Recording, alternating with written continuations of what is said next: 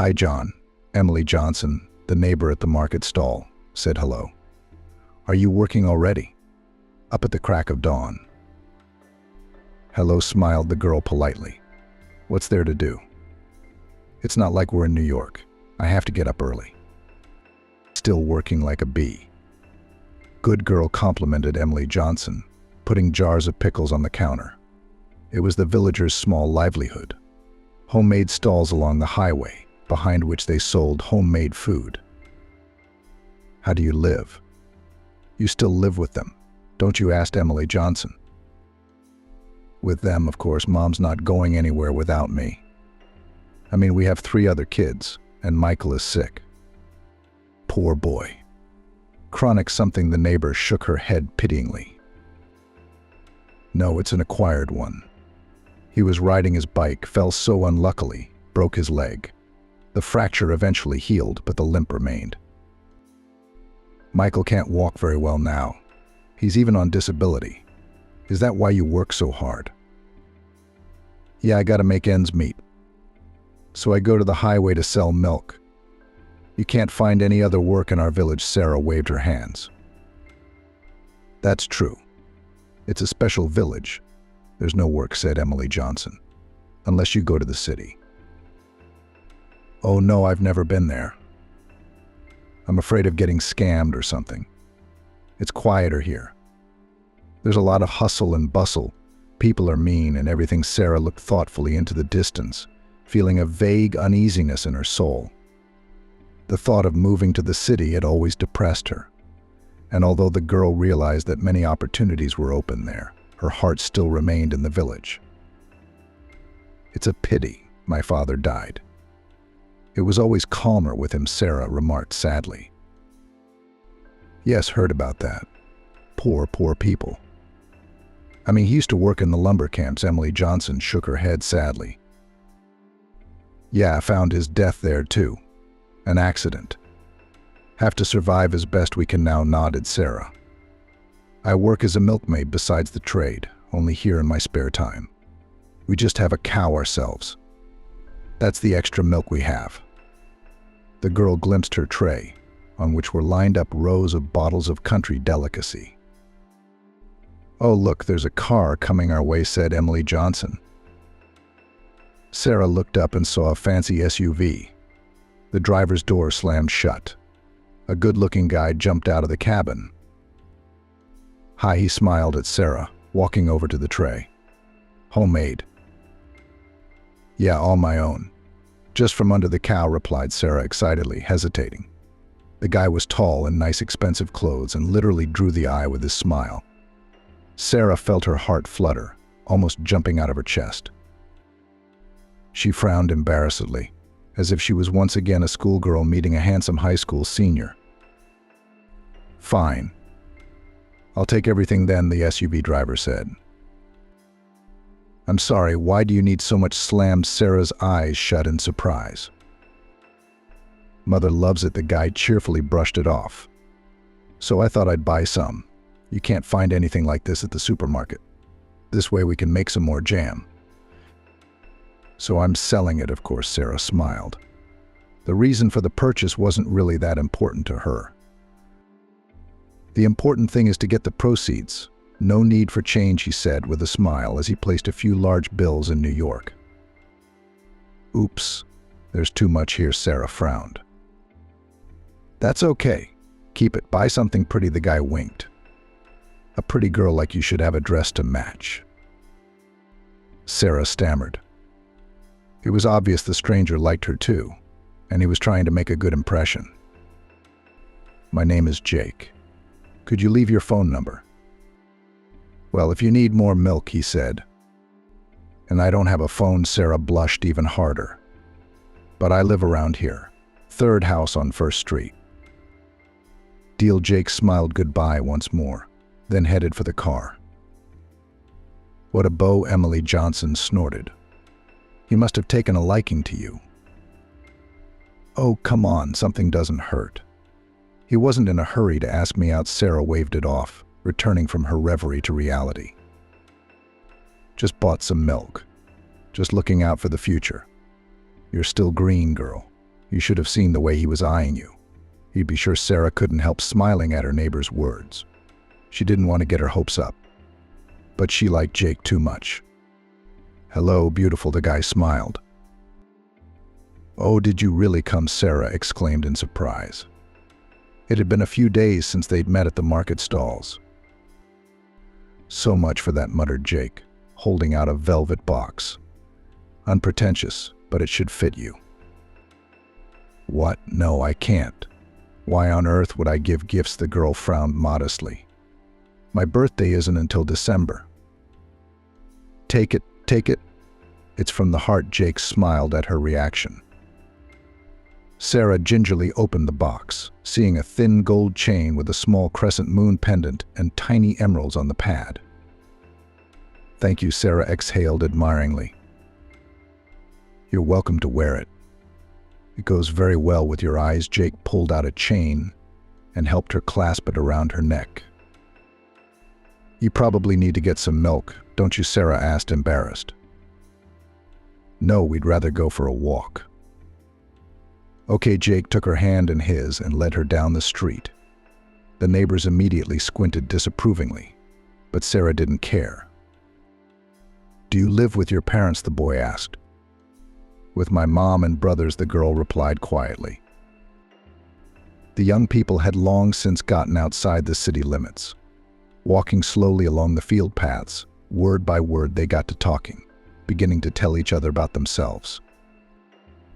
"This is where we have couples gather," Sara said, feeling her cheeks flush.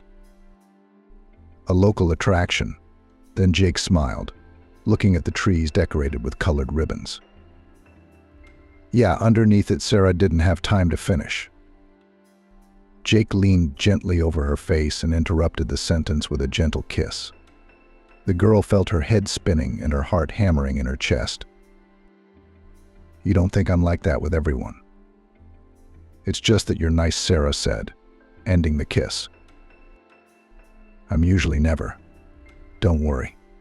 No one thinks bad things about you," Jake hastened to reassure her. Sara hummed in embarrassment, then snuggled into his shoulder. Frankly, this was her third kiss. Before that, she'd only dated the local tractor driver, a young guy named Tom, but he'd turned out to be a lousy fiancé. Not much of a suitor either, since he was far more interested in alcohol than in Sara's feelings. "Do you like books?" she asked, running her fingers through Jake's hair. "Sure, I went to university," he nodded. "But that's so great. And I only graduated from high school. But we have 11 grades here." Jake, who already seemed interesting and mysterious, now gave her a thrill of admiration. The city boy looked like the romantic ideal from the books she'd read in the evenings. "Listen, you and I have this. I like you. I want to get to know you better." Jake nodded, anticipating her question. The girl exhaled happily and hugged him even tighter. Sara was truly happy now, as happy as a simple country soul could be, unable to see people for what they were. "Hello, beautiful," came Jake's voice from the speaker of a brand new cell phone. "Let me come get you. We'll go to New York tonight, take a walk." "Come on, just tonight. I have to finish up some things at work first," Sara replied, squeezing the phone gingerly. Jake had given it to her a few days ago, saying he wanted to always be able to hear the lovely voice of his beloved. "That's it. It's a deal. I'll stop by tonight," he said. "I'll be waiting. Kisses." The girl put the phone away and squeezed her eyes happily. It had been months since Jake had started courting her, making Sara swim in romantic reveries. "Is it that time again?" "That one of yours called," came Emily Johnson's disgruntled voice. "Why do you dislike Jake so much?" Sara retorted lightly. "Because he's messing with your head. He'll play around and leave you." Knowing these city folk, unlike her daughter, Emily Johnson was skeptical of her new fiancé and made no secret of her displeasure. "Jake isn't like that at all. You just need to get to know him better." Sara smiled. The mere mention of her lover's name made butterflies flutter in her stomach. She had fallen hopelessly in love a long time ago, completely lost in love. "He loves me, by the way," Sara said, looking dreamily up at the ceiling. "You can tell by the way he looks at me, such a sparkle in his eyes when he looks at me. Just like in the books." "Oh, I wish he hadn't deceived you," said the mother sadly. "I mean to do you good. Take a walk, of course. What is there to do now? Just please be careful." "Ma, you don't understand anything." "It's love," smiled the daughter. "I know love. I've seen it in my lifetime. Why doesn't he marry you if he likes you so much? We just need a little time to get to know each other. I wouldn't have said yes myself. Actually, it's too soon to get married. If you did, you wouldn't be going anywhere. You agree to everything." I see her mother shook her head uneasily. Sara only waved it away, not wanting to fill her head with unnecessary worries.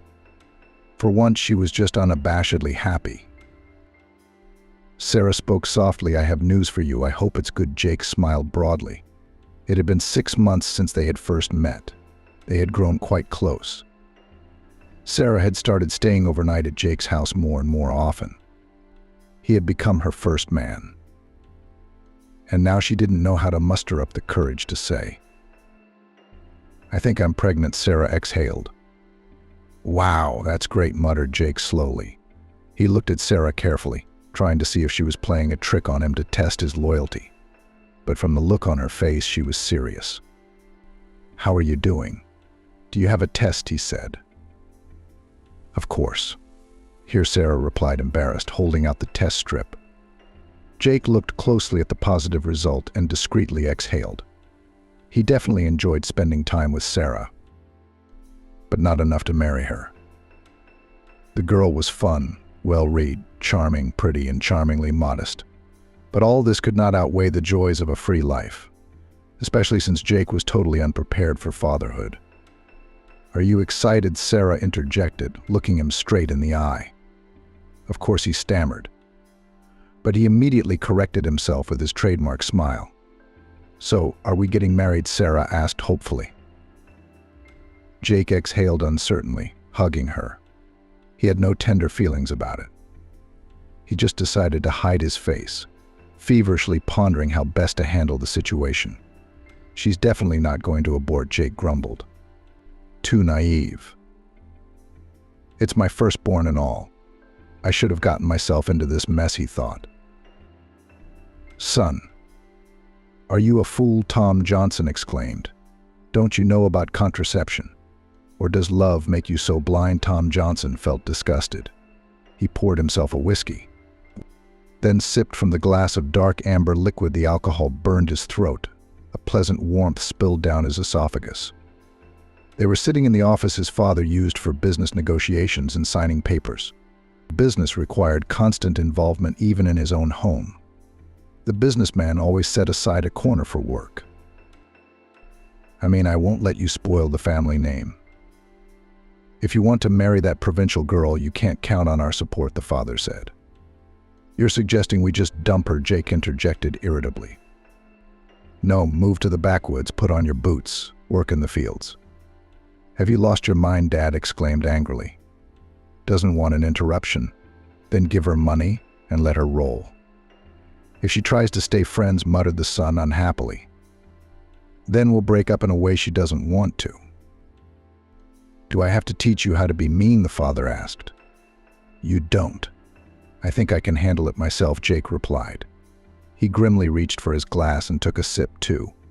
Sara's untimely pregnancy had thrown him off balance. There was no trace of his former affection for the girl.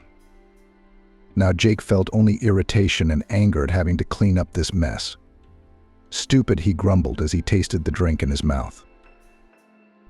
"You're a fool yourself. The girl just didn't know who she was messing with," Adam Adamson hissed contemptuously. His father's displeasure only added fuel to the fire.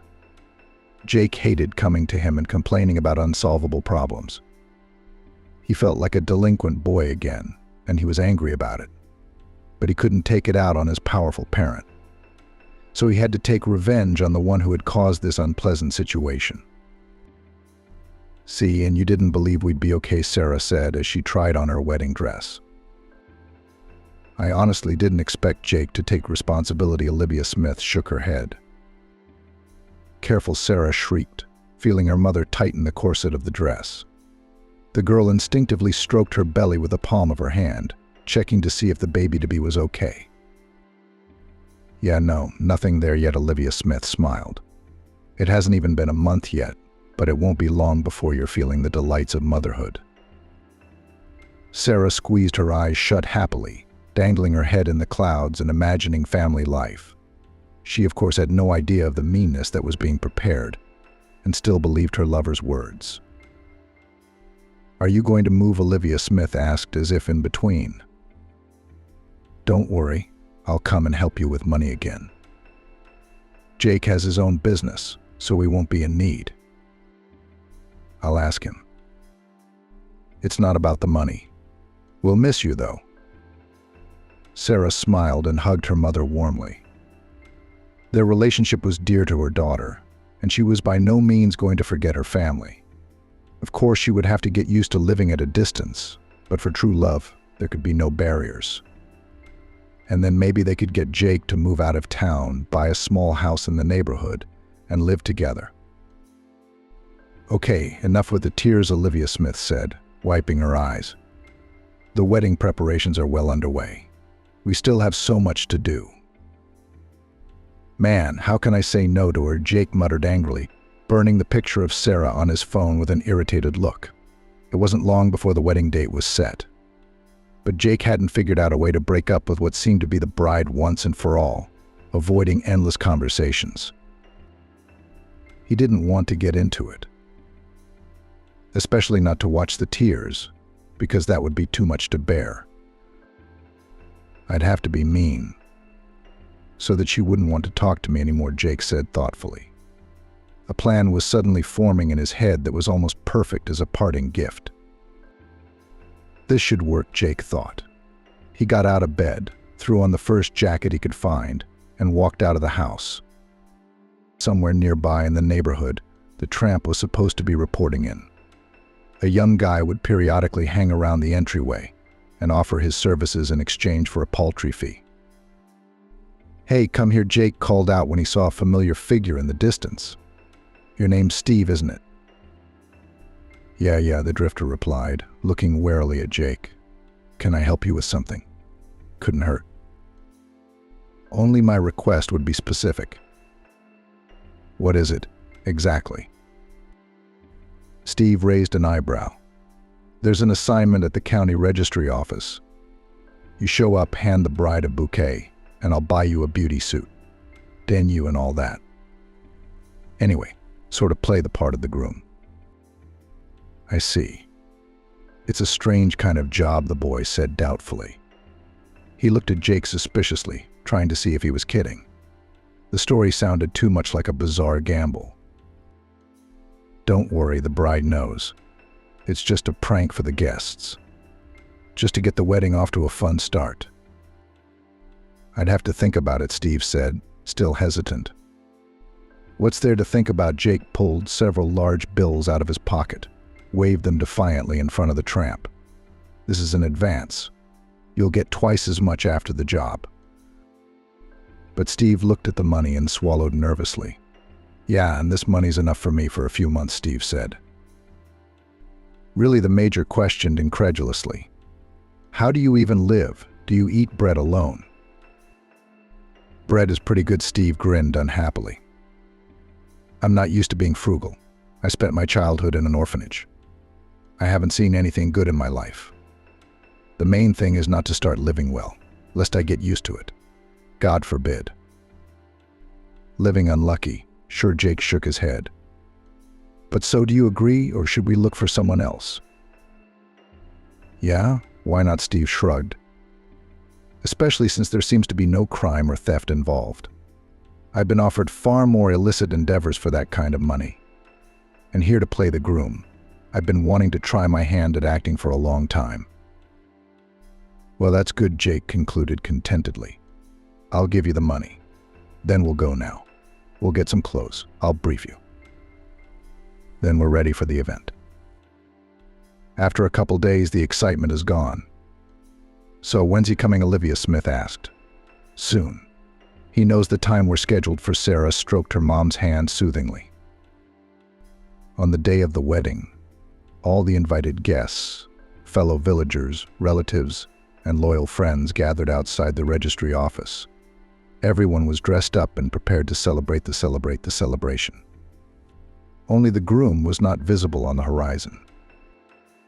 Hasn't he changed his mind? Came a joking voice from the guests. Ugh, you too, Olivia Smith muttered angrily. Immediately girlish laughter erupted in the crowd. Sara's friends were kindly jealous of her happiness, hence the teasing. Look, I think they're coming, someone exclaimed, drawing attention to an SUV approaching down the street. Look, it's coming out. Sara saw the familiar car and waved her arms happily, greeting her lover. Honestly, for a second, she was beginning to have doubts. Traitorous fear had crept up from the depths of her soul with sticky tentacles. But now everything would be okay again. Sara, who is it? Olivia Smith whispered, leaning over her daughter's ear. From the SUV appeared a young man dressed in a strange old-fashioned suit. What's more, the clothes didn't look new at all, but had a shabby appearance, as if they had been bought at a rummage sale. In his hands, the strange stranger held a bouquet of daisies, and he looked more like a tramp than a respectable groom. I don't know. Maybe some friend of Jake's, Sara said quietly. Hello, Steve waved to his guests, painting a welcoming smile on his face. It's good to see you at our wedding. What's he talking about? Olivia Smith became more indignant. Don't make a fuss. We'll sort it all out now. Sara was about to approach the SUV, but the one that had spotted the bride heading away roared to life and sped off into the distance. Where's Jake? I don't understand, the bride said as she followed the vehicle with her eyes. Don't you recognize me? It's me, your fiancé, shouted Steve cheerfully, displaying his strange antics. The vagabond was already beginning to like the adventure. He realized that it would be of no use without him, and he could have a good time wiggling in front of the assembled guests. What fiancé? This is the first time I've seen you, Sara said irritably. Why did Jake have to leave? Only now, looking at the bride, Steve began to realize that the prank hadn't gone according to plan. The smile immediately slid off his face. He put the bouquet down guiltily and shrugged. He said you were aware of it. It was supposed to be a joke show, the tramp said guiltily. I don't understand a thing. Sara shook her head negatively. Her intuition, however, had already laid it all out. She remembered Jake's ambiguous look at the test, and his strange smile, which seemed to hide a secret anger. Sara wanted to scream, to vent all her frustrations and resentment, which had blossomed into a lush bloom. But it wasn't the fault of the strange actor Jake had hired, and the groom himself had been so mean that he hadn't even dared to talk in person. So is this your soulmate? Came a voice from the side of the guests. Jake was kind of tall. And this skinny Uncle Emily Johnson, who had also been invited to the gala, thoughtfully recalled. Sara looked at the complete stranger and felt her shoulders start to shake. She covered her face with her palms. Of course, this tramp-like guy wasn't her Jake. I'm sorry, good people. Looks like the wedding's off, Olivia Smith said with sadness in her voice as she approached her daughter. Hey, all that dressing up for nothing, Emily Johnson stretched out disappointedly. How come? Come on, chicken shit, what's all the fuss about? The girls are sick enough as it is. You're going somewhere else, Olivia Smith hissed at the guests, shielding her daughter from view. Sara only sobbed, feeling a black emptiness rising from the bottom of her soul. All her worst fears came crashing down on her at once, filling her mind with a whirlwind of despair and loneliness. On top of it all, Sara felt humiliated in front of her fellow villagers who saw her abandoned, disgraced by Jake's stupid prank. I'm sorry. You were right. I'm the realest fool, Sara sobbed, feeling embarrassed in front of her mom. It's okay, we'll talk later. We need to get home now, Olivia Smith replied. You just hang in there. I can't. Sarah's voice finally broke. She sobbed, resting her face against her mom's shoulder. The only other time she'd ever felt this bad was the day Daddy died. But even then, grief had a reason. Now Sara just didn't realize what she'd done to deserve such treatment. Her heart, pounding in her chest, was ready to shatter into 1,000 pieces. The misery behind the facade of a happy life filled her soul again, poisoning everything around her with an unbearable heaviness. What a shame, came a voice from the direction of the guests. Sara cried even harder, shuddering her whole body from another bout of pain. Her mother shushed the guests again and hurried to get Sara into the car with one of her acquaintances. Ben, you take her home. I'll take care of things here, Olivia Smith asked, slamming the door shut and making sure there would be no party. The guests began to disperse, not wanting to stare at the grief of others. It was interesting, but uncomfortable. At least they should have done it less openly. And the main sufferer left the stage anyway. That was awkward, Steve muttered. He had the bouquet in his hands. He felt out of place, as if he himself had caused the breakup of the couple in love. He and Jake hadn't agreed on what to do after the show was over. And now Steve couldn't imagine how he would get home. Out at night, like a loner, came Olivia Smith's voice. Sara's mother walked over to the boy, giving him an ungracious look. Yes, sorry, I'll be right out, the hapless performer greeted. Your customer will be back, and the buses to New York don't run anymore, the woman raised her eyebrows. I'll walk or hitch a ride. At the very least, I'll spend the night at the bus stop. I'm not used to it, Steve shrugged. Don't talk nonsense. At the bus stop, Olivia Smith shook her head, you'll sleep at our place. And in the morning, you can go on your way, it's kind of embarrassing. It's all because of me, the man was bluntly embarrassed. It's comfortable on the street, but here you're embarrassed at once. You, my friend, are just a pawn in someone else's game. So no need to make noble sacrifices here. Ben will be back in a minute, and we'll go home. In the meantime, you can help me clean up this mess, she commanded. I'm really sorry about this. I don't want to show my fiancée around and remind her of what happened. So really, thanks for the invitation, but I'll do it myself sometime. Look, I'm not inviting you home to marry Jake just to spend the night and go where you're going. You're going to get lost in the middle of the night in strange places. I don't need to take that sin on my soul. It's clear that you're not our fiancé, but we're not going to be slutty either. I realize you were just set up, Olivia Smith said. Thank you, Steve thanked her sincerely. You don't worry, I won't embarrass you too much. Just have a bed for me in the hallway somewhere, and I'll be gone early in the morning. You won't even notice. Look at him, Olivia Smith waved her hand. Well, he's got all the wood on the fence fixed. All that's left is the potatoes, Steve reported, coming into the kitchen. Good boy. Take a breath, said Olivia Smith, holding out a glass of cold milk. Steve nodded gratefully, accepting the treat. Somehow, after a day's stay, he had stayed for a week, running errands for Olivia Smith. You're such a valuable assistant. You know how to do all the chores. Where did you learn to do that, said Olivia Smith. I wouldn't have believed you'd spent your whole life in the city. Everybody's hands are clean and shiny. You're good. Yeah, life made me learn. I had to do everything myself, in the orphanage and after. Steve, can you help me break it up? I heard Sara's voice from the yard. She's not listening again. I can't do it without you. Sorry, I'll go help. Steve smiled, returning the mug to Olivia Smith. Somehow he got to her so quickly, Sara marveled, watching Steve's deft handling of the cow. Every creature likes affection. Cows are no exception. They, by the way, always feel when they are treated with soul. They're like children, but they weigh a ton, he smiled. You're funny, Sara smiled back. She'd had a hard time getting over her breakup with Jake. She hadn't left the house for the first few days. But then she'd pulled herself together and got to work. She was melancholy about Steve's presence in the house, thinking of him perhaps as a friend. Shall we go berry picking later? Steve asked, locking the gate. No, I've got milk to sell on the road. Sara shook her head. Let me carry it to you together. You'll get tired on the way. Sara nodded gratefully. Steve was surprisingly calm and easy to talk to. He could fix anything, and he could get out of any situation. Honestly, if it weren't for you, I'd be out of my mind, Sara said. You'd say that too, the boy said with embarrassment. No, really, you take care of me so much, you talk to me, you hardly ever leave me alone. Thank you. I couldn't have done it without you. I wasn't eavesdropping. "I just came out to see what you were doing," Olivia Smith announced her arrival. Mom Sara exclaimed unhappily. The slightest hint of romance made her daughter feel a pang of pain. The wound was too fresh to remain completely calm. She wasn't lying when she said Steve was the only thing keeping her from losing her mind. If it hadn't been for the tramp's help, Sara would have lost herself completely, dissolved into dark thoughts of despair. "Okay, sorry, bad joke," Olivia Smith apologized. "Why did I come out? It's a big house, so I want to make you a business proposition." Steve turned toward Olivia Smith, ready to listen to her carefully.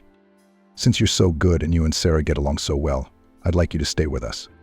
"But it's a little awkward," Steve said, immediately embarrassed. "It's not awkward at all," Olivia Smith said sternly. "But where will this life take you? He's a good lad. There's plenty of work in the village for those who aren't lazy. And Sarah's going to have a baby soon. I'll need a domestic helper, and then we'll get you a job on the farm. Things will get better." "I don't know," Steve said. "You've got a great place, but no buts. It's great." "That's where you stay," Mom stated peremptorily. "Yeah, really, Steve. We'll have a hard time without you. And it's more fun together," Sara said, taking him by the shoulder. Sara had gotten so used to Steve over the week that the thought of him leaving made her feel sad. She didn't want to lose a good friend, and so she was very happy about her mom's unexpected offer.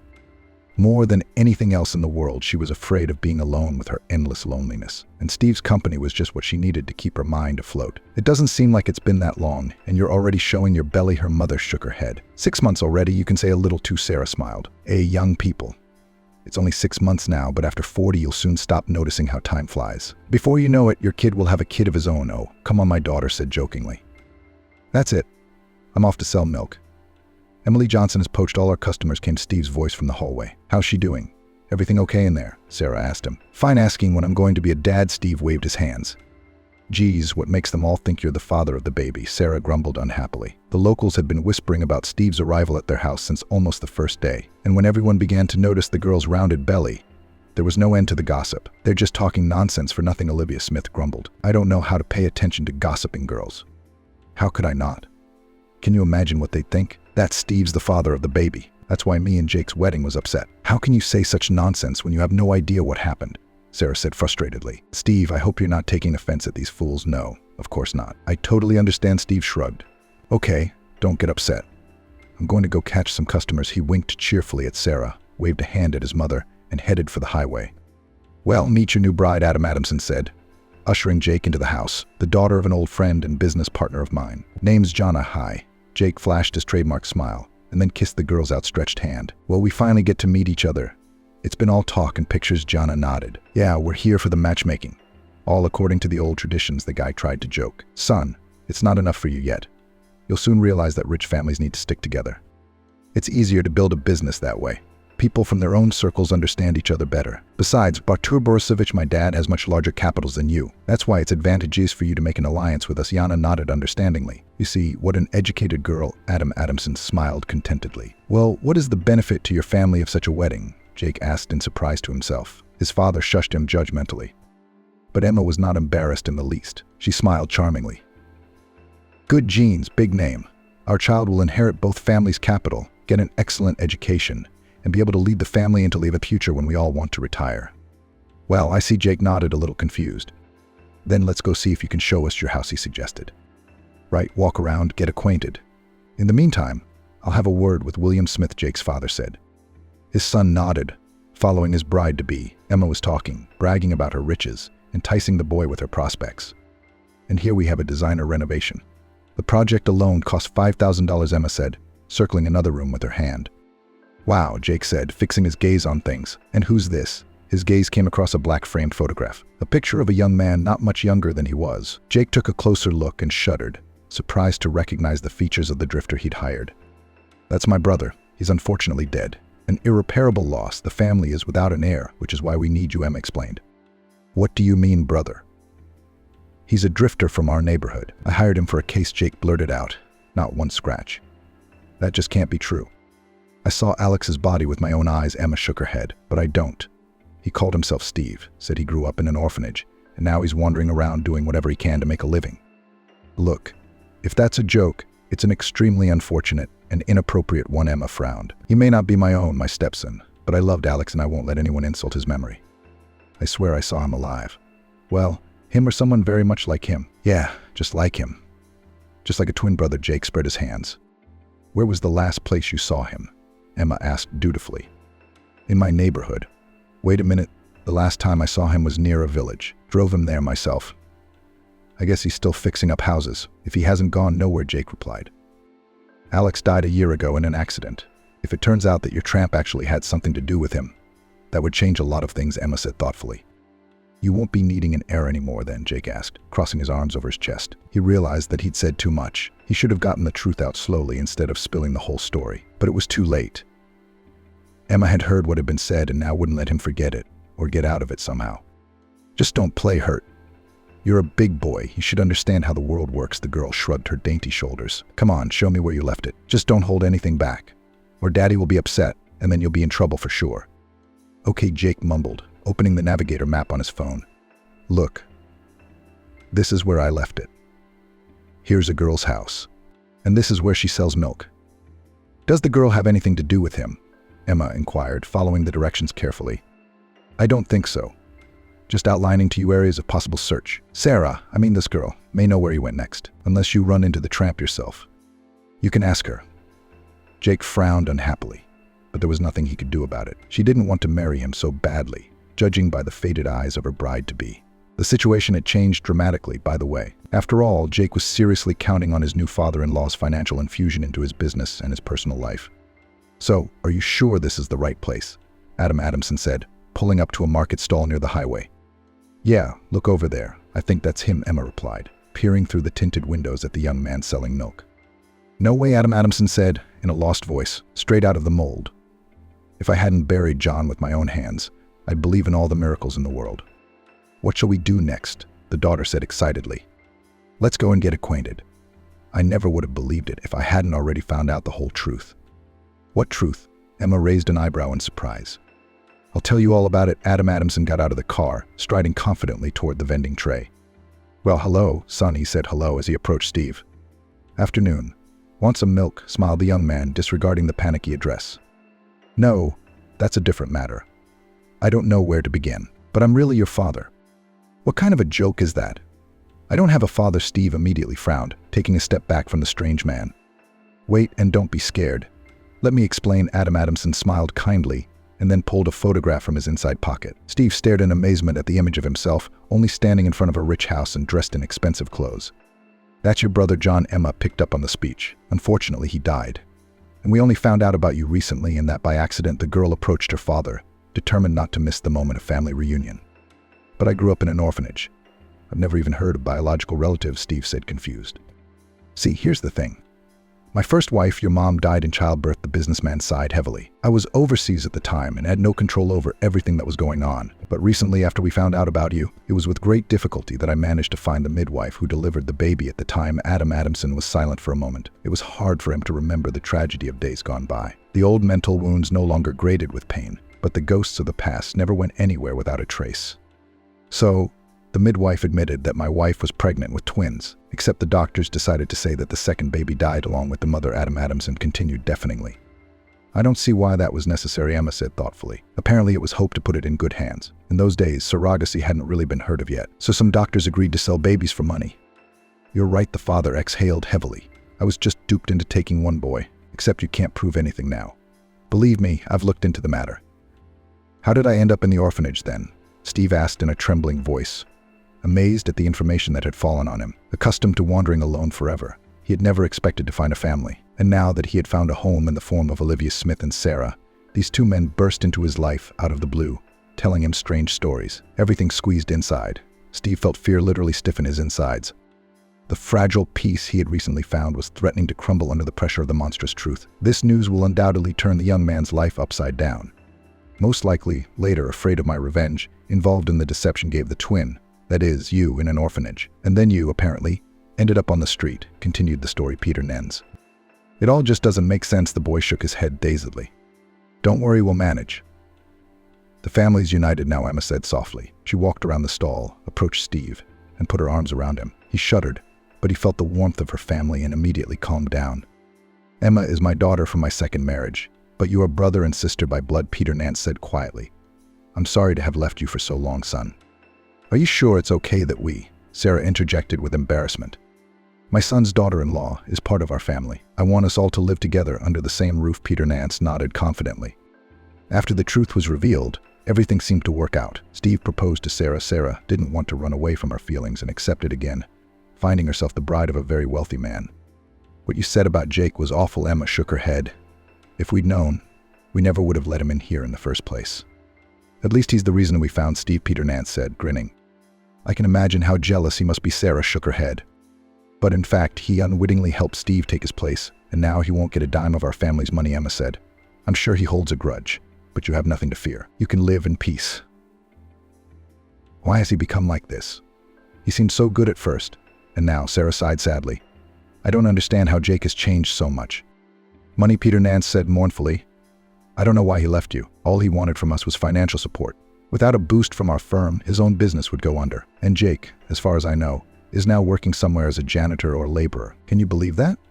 I guess everyone gets what they deserve. It's amazing. Sara shook her head. Well, Michael, come on, run to school, Sara said lovingly, looking at her son's friend. Bye, Mom. The little boy waved his hand and headed boldly toward his classroom. The young mother looked at him lovingly, feeling tenderness blossoming in her soul. Now this baby was the most important part of her life, and Sara did not regret at all that it had happened this way. It had been several years since she and Steve had married and moved into Peter Nance's house. Sara had given birth to a son who brought their family even closer together. Steve loved the boy as if he were his own. He took him to kindergarten himself, and then chose the school when it was time to head off to first grade. Get out of the way, can't you see? I'm carrying a heavy load, muttered someone behind Sara's back. She stepped strangely, letting a man who was laboriously rolling a cart full of wooden blanks pass. The features of his rough face seemed vaguely familiar, but Sara just waved her hand, immediately putting the rude man out of her mind. First grade already, Jake said as he and his cart came around the corner of the school. He'd recognized Sara right away, and he'd walked right past her to see if she'd pay attention to him. She didn't. The young mother's attention was completely absorbed by the child, who by a strange coincidence was assigned to the same school where his real father worked. Of course, how long has it been? Married a rich guy. I bet she hasn't had a job since. Smarty pants. Jake looked away regretfully, barely recognizing his own reflection in the window pane. 7 years of working at the school and drinking had changed him beyond recognition.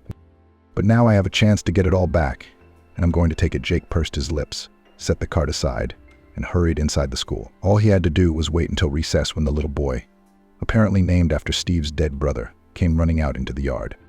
Tom, come to me, Jake shouted, barely waiting for class to end. Sara had gone home by then, and according to the former rich man's plan, no one could interrupt him anymore.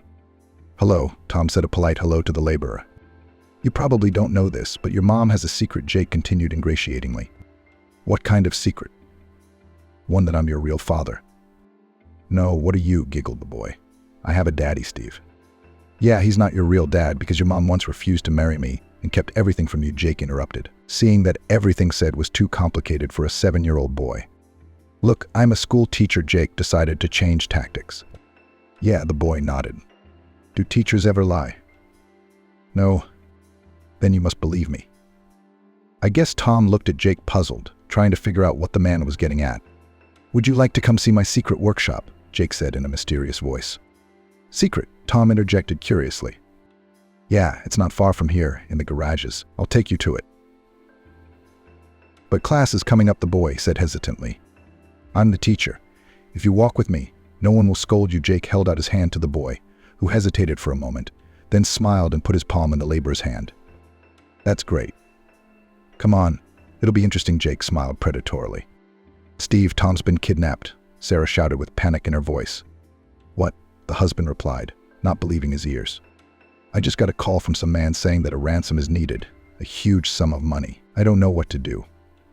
If one hair falls from John's head, I'll tear them all to pieces. Steve exploded. John seems to be all right. They let me hear him fiddling around, giggling in the background, but I'm just freaking out. Our boy is a ransom item. Panic completely took over Sara's mind. She couldn't even imagine what would happen to her if John got hurt. It was like the baby was a part of her, and now that tiny, defenseless, fragile particle was being held captive by intruders who could do anything to him. I gotta tell my dad about everything, Steve said, heading for Peter Nance's office. But that's it. It's all quiet. I've got it all sorted out, Peter Nance soothed as he hugged a crying Sara. It had been a little less than 24 hours since the first call that brought the terrible news. Peter Nance had spent all the time available to collect the ransom on his own investigation, and had managed to find his grandson in hot pursuit. Really. I sent my boys to the school. They interviewed the students, and someone remembered seeing John interacting with the labor officer. We ran every teacher in the school through the database, and you wouldn't believe it. Turns out Jake has been working there as a labor officer all this time. I'd heard, of course, that he'd been doing something like that since the devastation, but I didn't think it was true. So what happened next? Steve asked worriedly. Where's our son? John's fine. He's being seen by the doctors, and my boys will be bringing him home soon. Jake, on the other hand, will be gracing us with a visit very soon. At those words, a black sub pulled up to the house. Several stout guys got out of the cab and nodded to Peter Nance and dragged Jake out of the back seat. "Excuse me," he exclaimed immediately, falling to his knees. "Pardon me." "I'll get you, you asshole." Sara immediately ran at her former fiancé, beginning to pound him with clenched fists. "I didn't mean any harm.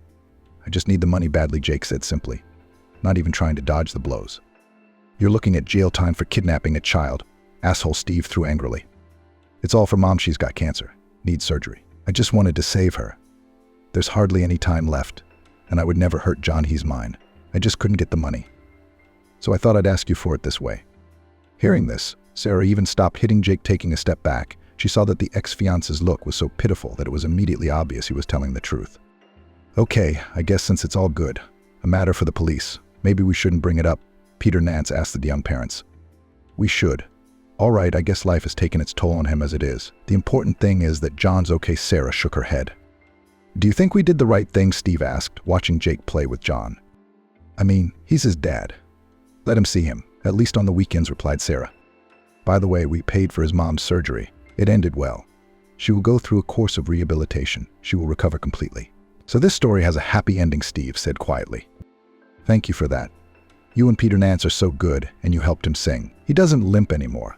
And you fixed up Mom's house. Now this. I don't know how to thank you." Sara smiled. "Come on, it's not hard to do good deeds," Steve smiled. "By the way, I have good news too," said Sara. She rummaged through her purse and pulled out a pregnancy test. Steve looked at it in surprise and noticed the positive results. "Are you?" "Yes, I am.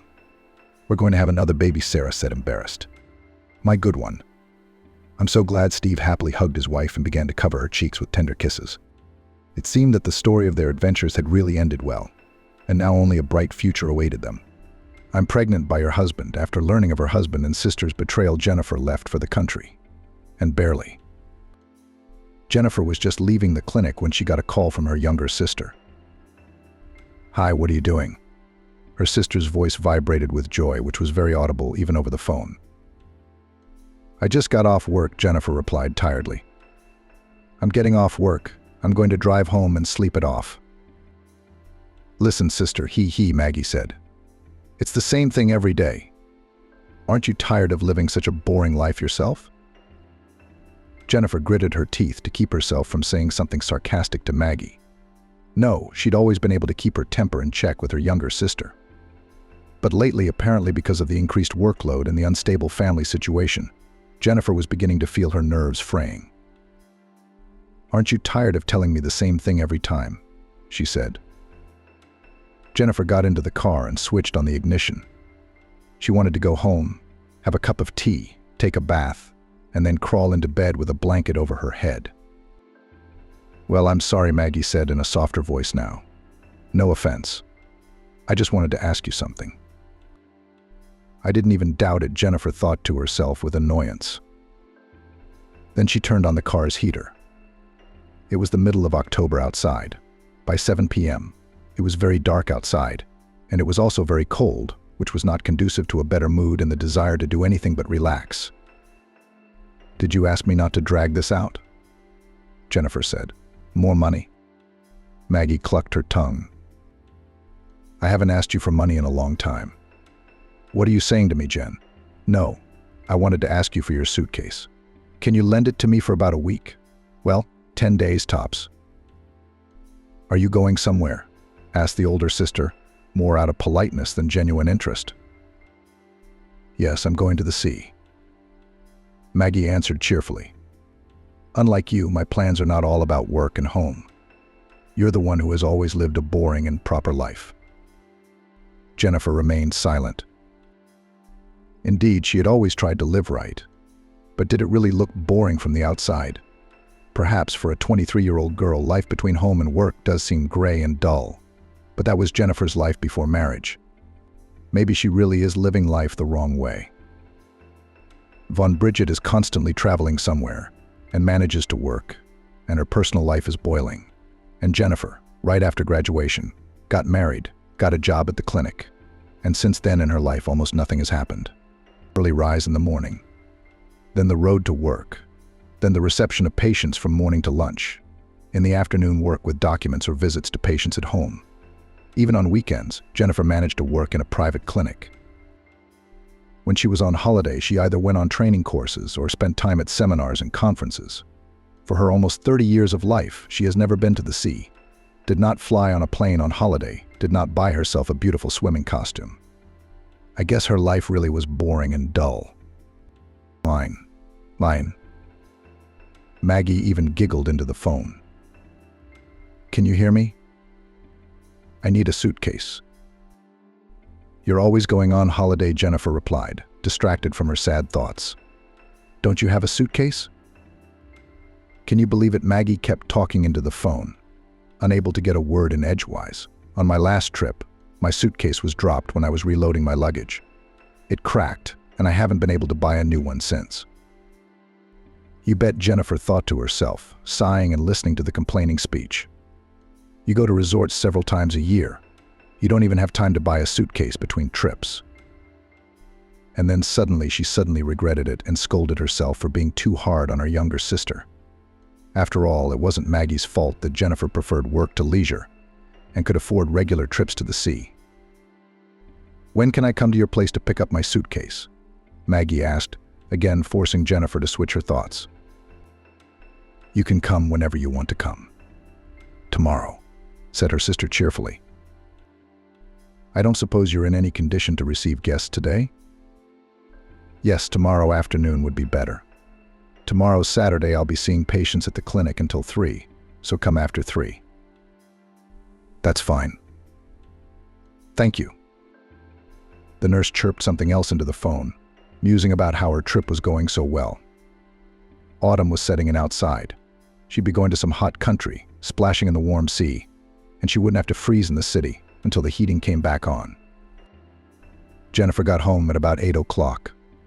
She entered the empty flat, found the light switch in the hallway by feel, and switched on the light. She sat down on the banquette by the entrance, stretched her legs out. She sighed heavily.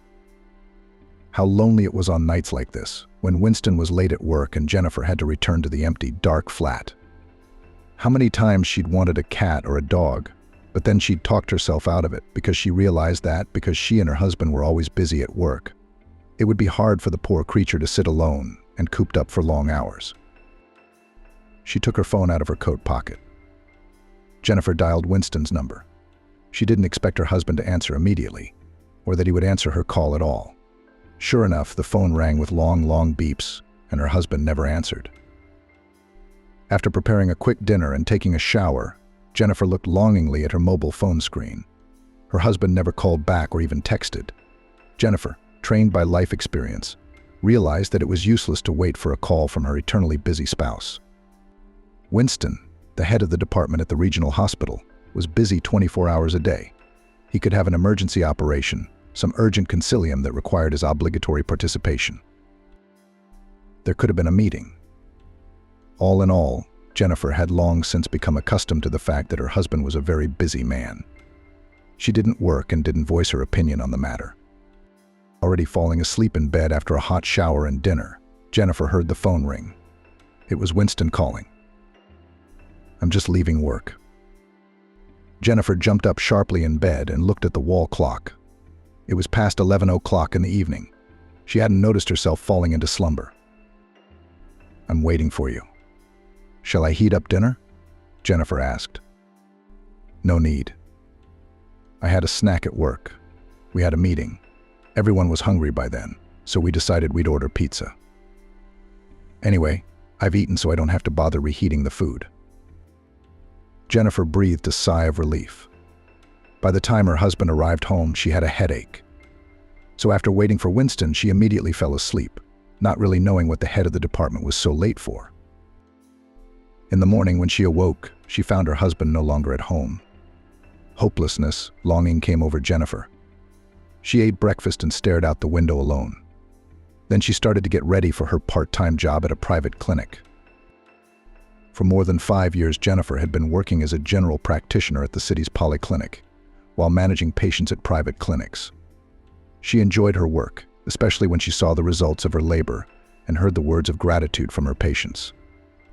Everything was going well in her work. And even despite all the difficulties, Jennifer always came out of work satisfied with herself and the results of her work. As for her personal life, then everything was not as simple as we would like. Jennifer's husband, Winston Kudryashov, was older than his wife for 20 years, and for 15 years he had been the head of a department at the regional hospital. As a specialist, Winston enjoyed high prestige, had behind his back a huge professional experience, thousands of grateful patients, and a lot of awards. Jennifer felt like a girl next to him, and given the difference in age, experience in both professional and life, the young wife only had to listen to the opinion of her wise husband. "Why are you marrying such an old man?" Jennifer was asked by her mate Maggie. "Is it a duty? Winston is almost 45, he's older than you, and he's older than you, and he's a doctor. So you'll be in constant competition. He's bound to always be better than you." "He is the best for me," Jennifer replied with a smile. "I love this man very much. You have no idea how strong my feelings for him are." She was 24 years old at the time. She was in her final year of medical school, and Winston, in her eyes, was a medical guru. Jennifer even then looked into the mouth of her future husband, listened to his advice, listened to stories from practice, and believed that fate has made her a real gift in the form of meeting and mutual sympathy with such an intelligent, beautiful, and very responsive man. They met when Jennifer was 20 years old. Winston had already turned 40. She was in her 3rd year of university, and he was consulting teachers at the university and lectured for a while on obstetrics and gynecology. Jennifer met Winston in the library. He was just dictating to one of the students a list of literature required for the course. Jennifer went there to prepare for the seminar. "Young lady, you're wasting your time in this library," Winston addressed her when she asked the librarian to look for an ophthalmology textbook for her. "Why wasted?" Jennifer looked up in surprise at the man she had often met in the walls of her university. Winston did not lecture at them, but the girl had seen his picture in the hall and knew exactly who he was. "Because the university's library is sparse on teaching materials. In terms of terminology, I advise you to buy your textbooks from a bookstore. Or better yet, order them online," Winston replied. "That's a strange suggestion from you," Jennifer grinned. "Usually our library gets all the praise, and you say the exact opposite." "I just always tell the truth," Winston said. Winston grinned, then winked at the librarian. "And don't look at me like that, Rachel. Am I wrong? Your library's been short on manuals for a long time," he said. "You're right, Winston," she sighed. Jennifer took a couple of textbooks. As she left the library, she ran into Winston again. "Will you take my advice?" he asked. Jennifer looked at Winston in surprise. "What kind of advice? Go to the shop or order online?" "Well, going to the shop and choosing the textbook you want would be faster. While you're waiting for the online order, it might not be relevant to you." Jennifer shrugged her shoulders. "Well, I'll go to the bookshop then. Can I give you a lift?" Jennifer was taken aback. She had never once spoken to this man. She hadn't even paid attention to him, thinking he was too experienced and not interested in talking to young female students. Winston's question, however, confused her. She looked at him incredulously, then nodded suddenly. "Okay, bring me in." From that day on, communication began between them. At first it was just idle chatter, not so much about medicine, but about the lives of students and faculty, Jennifer's childhood and Winston's adolescence. It turned out that the man had been married once. "My ex-wife herself filed for divorce because of eternal employment, and I did not keep around a woman who was far from medicine and considered my work frivolous," said Winston. "She was not ready to wait for me in the evenings and wanted me to socialize with other women, jealous of them and of my work too. But as a gynecologist, how could I restrict myself from socializing with the female sex? It's my job, my duty, my life after all. And then I realized that I could only live with a woman who, like me, has something to do with medicine, who would be sympathetic to my late returns, and would not make hysterics and scandals about it. Is that so much to ask, Jennifer? Winston asked. Jennifer shook her head at the sound of her name in Winston's mouth. Goosebumps ran down her spine. She looked at the man differently now. In him, Jennifer saw a kindred spirit, someone close to her in spirit. Even more so. The thought that she could become a doctor and even his wife in the future made her sweetly dizzy. In the meantime, their relationship had moved to a new level, and now Jennifer often stayed overnight in Winston's flat. She felt relaxed and confident around this man. She knew that Winston was old enough and experienced enough. He would not hurt her, always support her, and also help her with her studies and explain simple truths. In general, the girl was happy, but to the last did not believe that Winston could make her a proposal. Arriving home to her parents in a small provincial town 250 kilometers from the regional center where she studied, Jennifer immediately told the truth about her relationship with a man who was almost twice her age. "Are you crazy?" Her mother rounded her eyes and clutched her head. "You are 23 years old and he is 43. 20 years is almost a lifetime. 2 decades. Jennifer's father wasn't thrilled with his daughter's choice, but he was sympathetic to her feelings. "Sharon, why do you resent it so much? There are a million families in the world, and they're strong enough, where the husband is older than his wife. It would be worse if it were the other way round. And Jennifer would be the guy who fell in love with an old aunt," he said. "Dad, Winston is not old," Jennifer interceded for her lover. "He's mature, he's wise, he's very experienced." "What kind of doctor is he?" asked her mother. "I'm glad your Winston is a good doctor," she said, her lips tightening. "But it would be good if he was your age, not 20 years older. Edith, this is a disaster." Edward only hummed, without saying anything else. After a while, Jennifer dared to invite Winston to her parents' house for a visit. They came along with a cake and a bouquet of flowers. And then Marion melted, seeing before her a manly and intelligent man. Edic also did not say another word about what he thought about the choice of his daughter. Then Jennifer finally realized that Winston was the man with whom she would be truly happy. Maggie, however, when she saw what a grown-up groom her older sister had brought into the house, did not keep silent. "He's an old man," wrinkled nose said 17-year-old Maggie when she and her sister were alone. "What do you need it for?" Jennifer wanted to take offense at her sister's words, but then she managed to resist the urge and smiled softly. "You're not the one who has to live with him. What am I, you crying about him being old for me?" Maggie twitched her nose upwards and wrinkled it funny again. "Well, he's going to be a relative of mine. You look at him like you want to eat him. I'm sure you're already dreaming of marriage and a long life with that old man." "Don't call him that," Jennifer said, feeling herself getting angry with her younger sister. "He's not an old man. He's only 20 years older than I am. When you choose a fiancé, you can choose your own, but don't meddle in my affairs." "Your choice." Maggie shrugged her shoulders. "But sooner or later you'll regret marrying such an old man." Her younger sister's words were not prophetic. And not once in almost 6 years of married life Jennifer did not regret that she agreed to become Winston's wife. He proposed to her in her 5th year. Then Jennifer moved into his spacious 2-bedroom flat. Soon received a diploma, got a job in the clinic, and was going to enter the residency. When her parents came to visit their daughter for the first time after the wedding, they no longer opposed Jennifer's choice, but on the contrary, they were happy that the girl so successfully married and settled in the regional center. First impressions are deceiving, Marion grinned, strolling through the huge 3-bedroom apartment in the center of town.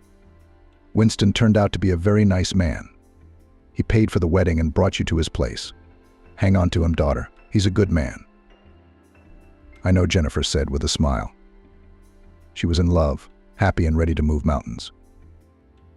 Being a doctor was a pleasure. Jennifer was sure that she had found a job she liked, and the results of her work pleased her. And each time convinced Jennifer that she had done the right thing. The only thing that confused the young wife of the famous gynecologist was that Winston constantly discouraged her from entering the residency. "Don't you like being a general practitioner?" he asked. "You're all glowing. You're happy to be working. so why go to school and waste your time doing it? Jennifer didn't argue with her husband because she wasn't used to it. Winston's word was always paramount to her. So after a few months of thinking about her future, Jennifer decided that she would stay on as a general practitioner in a regular clinic. Her friends who had gone to university with her only shrugged their shoulders as they listened to Jennifer's explanations for her refusal to continue her studies. "Don't you think your Winston is just afraid of competition?" One of her former classmates once asked Jennifer. "You'll become a subspecialist and overshadow him with your practice." "You what?" Jennifer only laughed as she listened to her friend's words. "Winston is too experienced and wise enough to be afraid of competition. Besides, he's a gynecologist, which is not my field of expertise." "Are you always defending him?" Grinned her mate. "You're used to the fact that he controls you in everything. He makes you dance to his tune. Personally, I'd be offended if my husband behaved like that." "That's why Winston's my husband, not yours," Jennifer tried to make a joke, but she was suddenly uncomfortable. What if there was truth in her friend's words? What if Winston was afraid that his wife might be better than him? Jennifer carefully avoided these thoughts. She didn't want to think badly of her husband. She loved him too much. 2 years after the marriage was registered, Jennifer thought about having a child.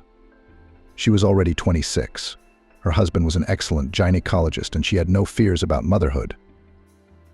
"Winston," she said, trying not to make the words sound like a decision she'd made alone, "do you want children?"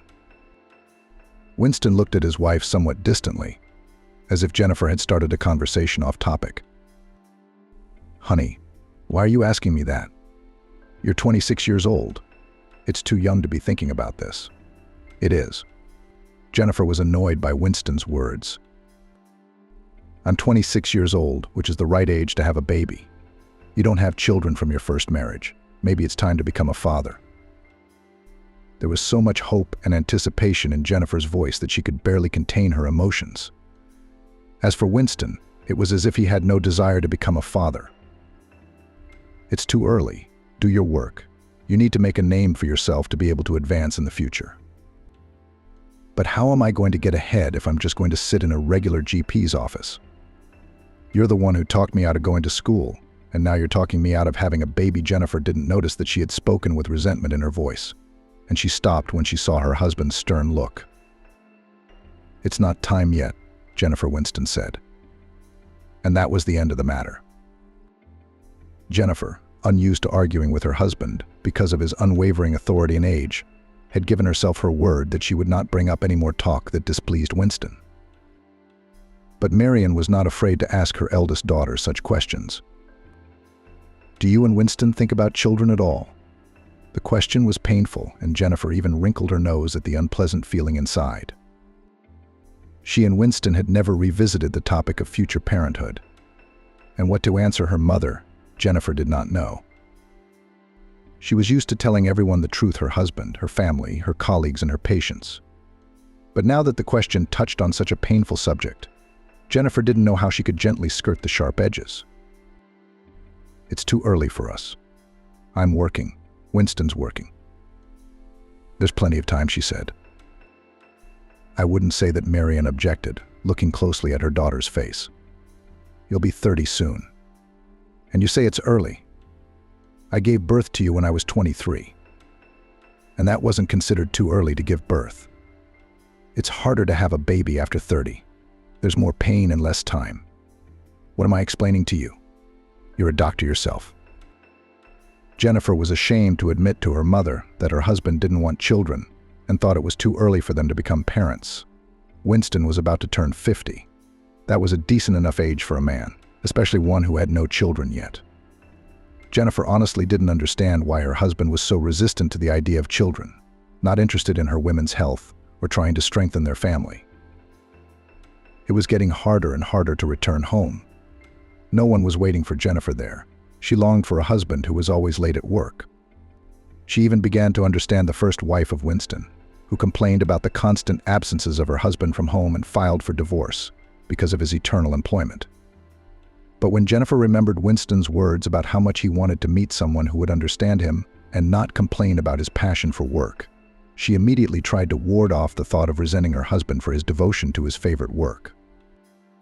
Having calmed down a little mentally, Jennifer decided that she didn't want to get herself worked up anymore, that she had chosen the fate of being the wife of the head of one of the departments of a regional hospital.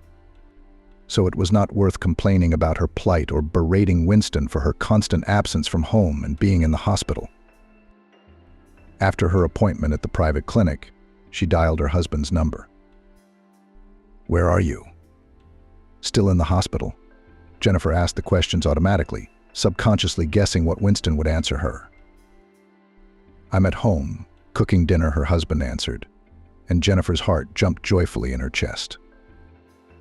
She'd been telling herself that Winston didn't want to be home with her, that he was looking for any excuse to stay late at work, and that he'd neglected his chores. "You surprised me," Jennifer said with undisguised joy. "What are you cooking?" "You'll find out when you get home," Winston laughed. "Maybe I want to surprise you? It won't be a surprise." Jennifer thought with awe of how wonderful her husband was. She was lucky, after all. And even though they were so rarely together, he was and still was the best man on the planet. As she entered the flat, she heard Winston's voice and someone else's female laughter. It wasn't until a moment later that Jennifer realized exactly where she had heard that laughter. It was her younger sister, Maggie, laughing. Jennifer remembered that Maggie was supposed to pick up her suitcase, but her sister usually called or texted her. She'd arrived without a call or a text. "Oh, sister." Hello, Maggie waved to Jennifer without rising from her chair in the kitchen. "I thought I'd never see you again. Why didn't you call me?" Jennifer didn't like the fact that Maggie showed up at her house unannounced. "Why?" Maggie wondered. But the smile flickered off her lips. "You told me to come round after 3. I did. We never said we'd call or text." Jennifer didn't know why she resented her little sister's arrival so much. Maggie didn't seem to have done anything wrong. She had arrived on time, and they hadn't really agreed to call in advance. But for some reason, her sister's smile, her happy face, and her contented look caused Jennifer to feel a rush of negativity. "What's wrong with me?" Jennifer asked herself that question, but she had no answer. Maggie hadn't annoyed her this much before, even though she didn't always watch her words and sometimes offended Jennifer. Maggie was the exact opposite of her older sister. Daring, self-assured, self-loving, and not tolerating objections, and Jennifer was malleable, kind, and non-confrontational. It was easier for her to agree than to argue to the point of frothing at the mouth. Maggie liked to argue, refute, prove her point of view, even if it was obvious that it was wrong. Winston set the table. By the time his wife returned from work, he had prepared fish and salad. Jennifer looked at the utensils Winston was setting on the table, but she couldn't remember the last time her husband had cooked anything himself. It had happened, but only at the beginning of the relationship, when Jennifer was still living in his flat as his wife-to-be. As soon as they legalized their relationship, all the duties of cooking, cleaning, laundry, and other household chores were fully transferred to the newly married wife of Winston. "Are you guys going on holiday?" Maggie asked in a cheerful voice. Jennifer heard a kind of gloating in her sister's question.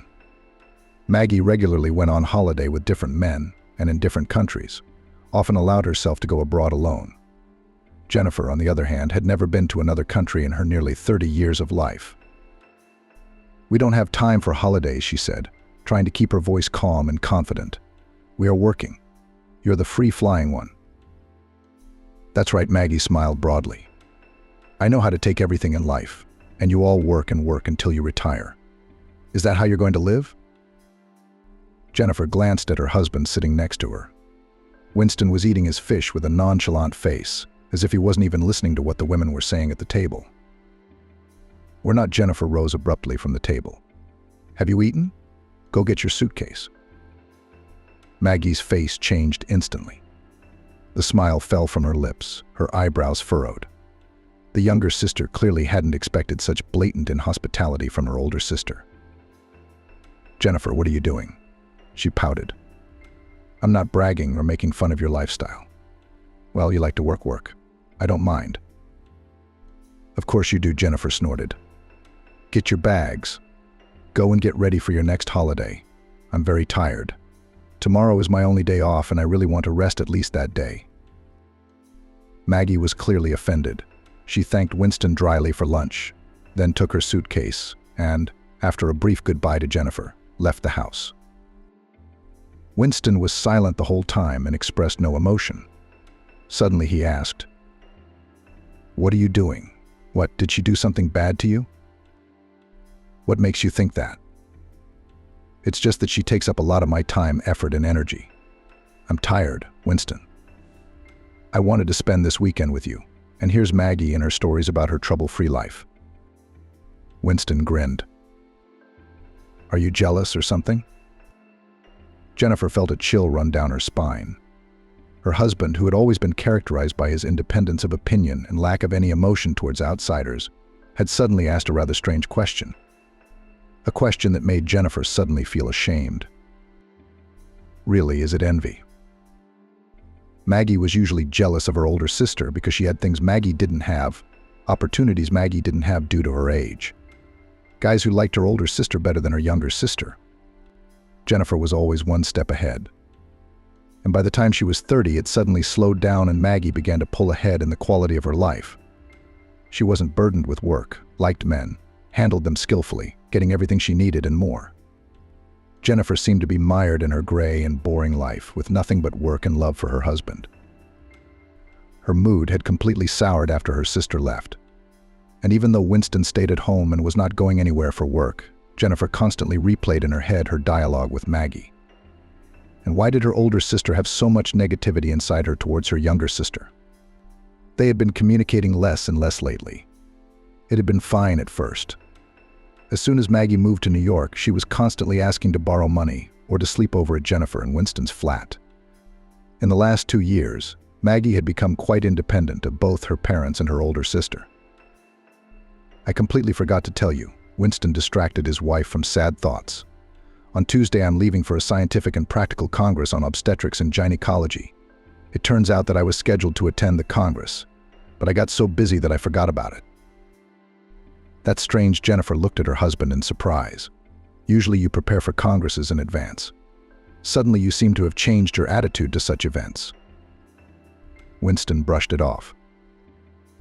"Work's a mess. People are quitting in droves and going to private clinics. I've lost track of time. HR called me last night and reminded me about the trip." "Where are you going?"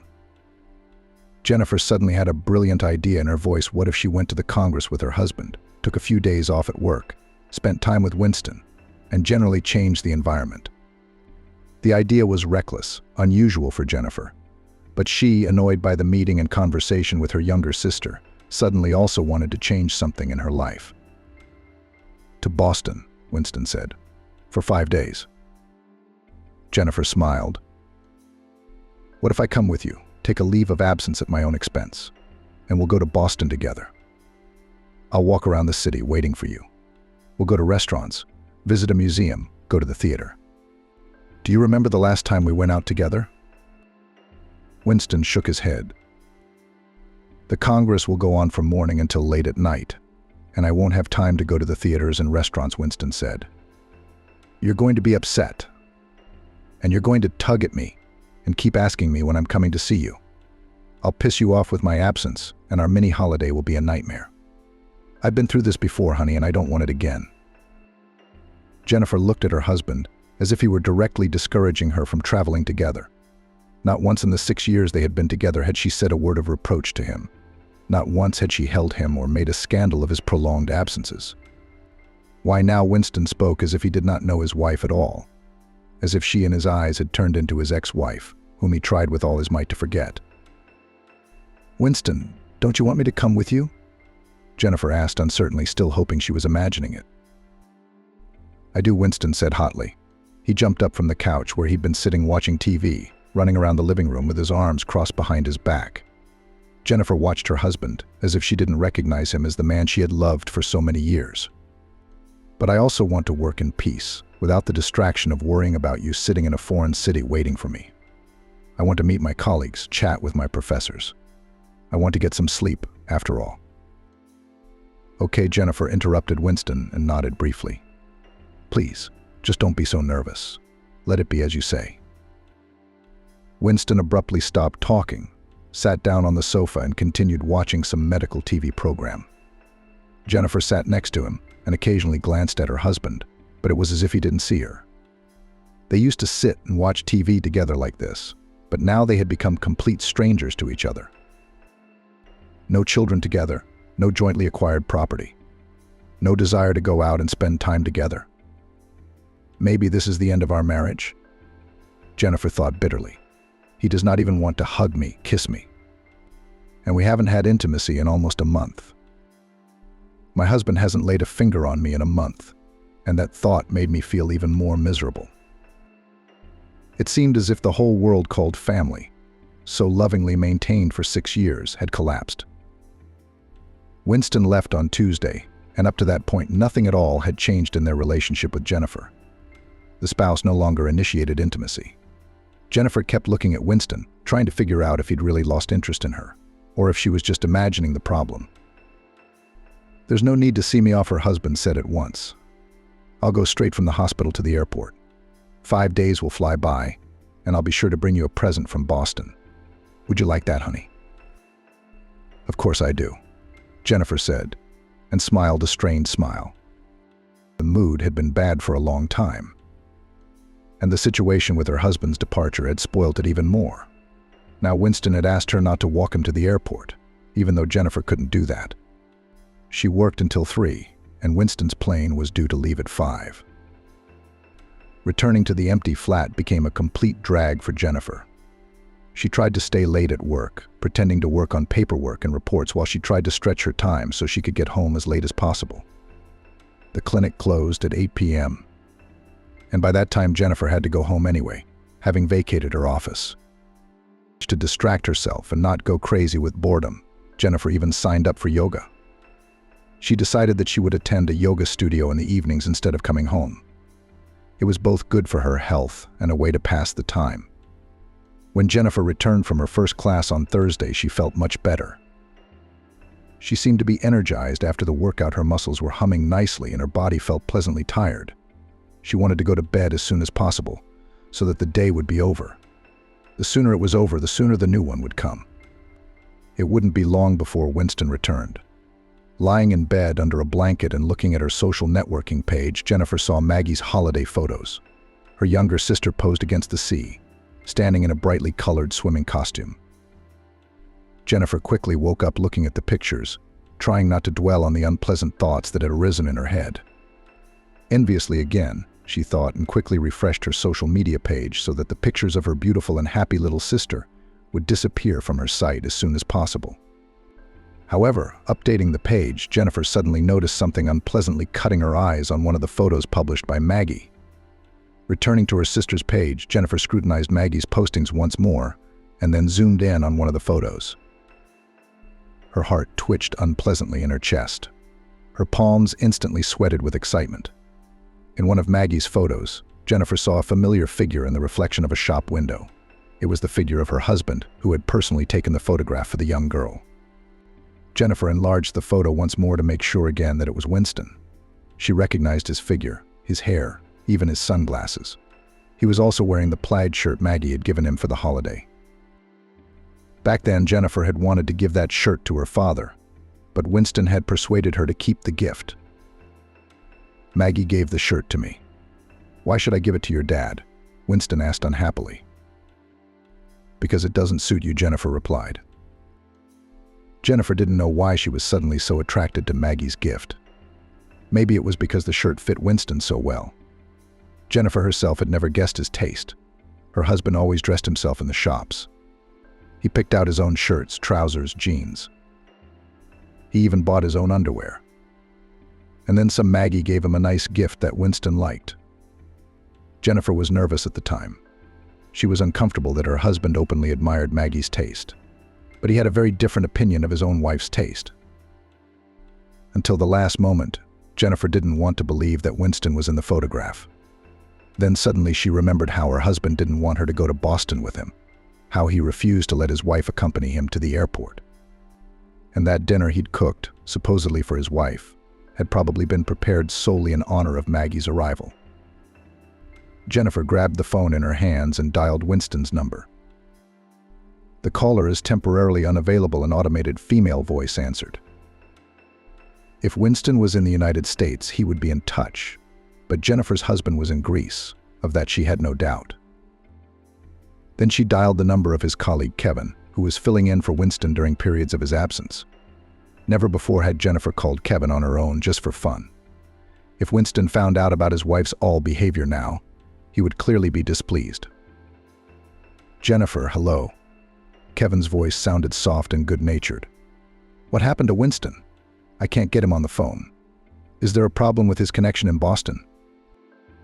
Jennifer clutched the phone tightly in her hand, feeling her fingers ache with tension.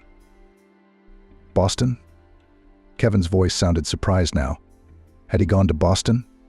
As far as I know, your husband went to stay with his parents in Chicago. He told me his father was sick, so he took a week off at his own expense. Winston visits his father a lot.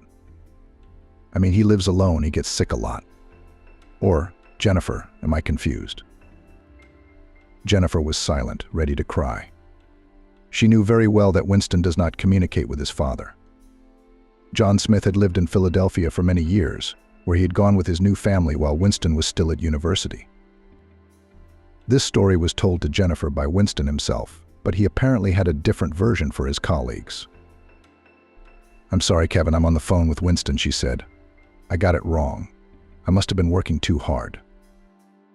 She switched off the connection, then tossed the phone aside with a squeamishness. Of course, no Winston had called her.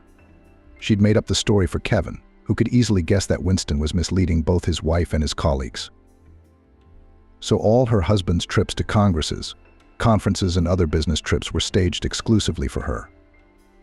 For his colleagues, Dr. Smith went to his father, while his wife was quietly waiting for him at home, even unaware of the double life her husband led. After a while, Jennifer's hand reached for the phone. Fighting her own reluctance to know the truth, she went back to her sister Bridget's page. Here was her trip to Hawaii in April. Winston had flown to Los Angeles for a fortnight, and Jennifer had been surprised to see how tanned her husband had been when he returned from Los Angeles.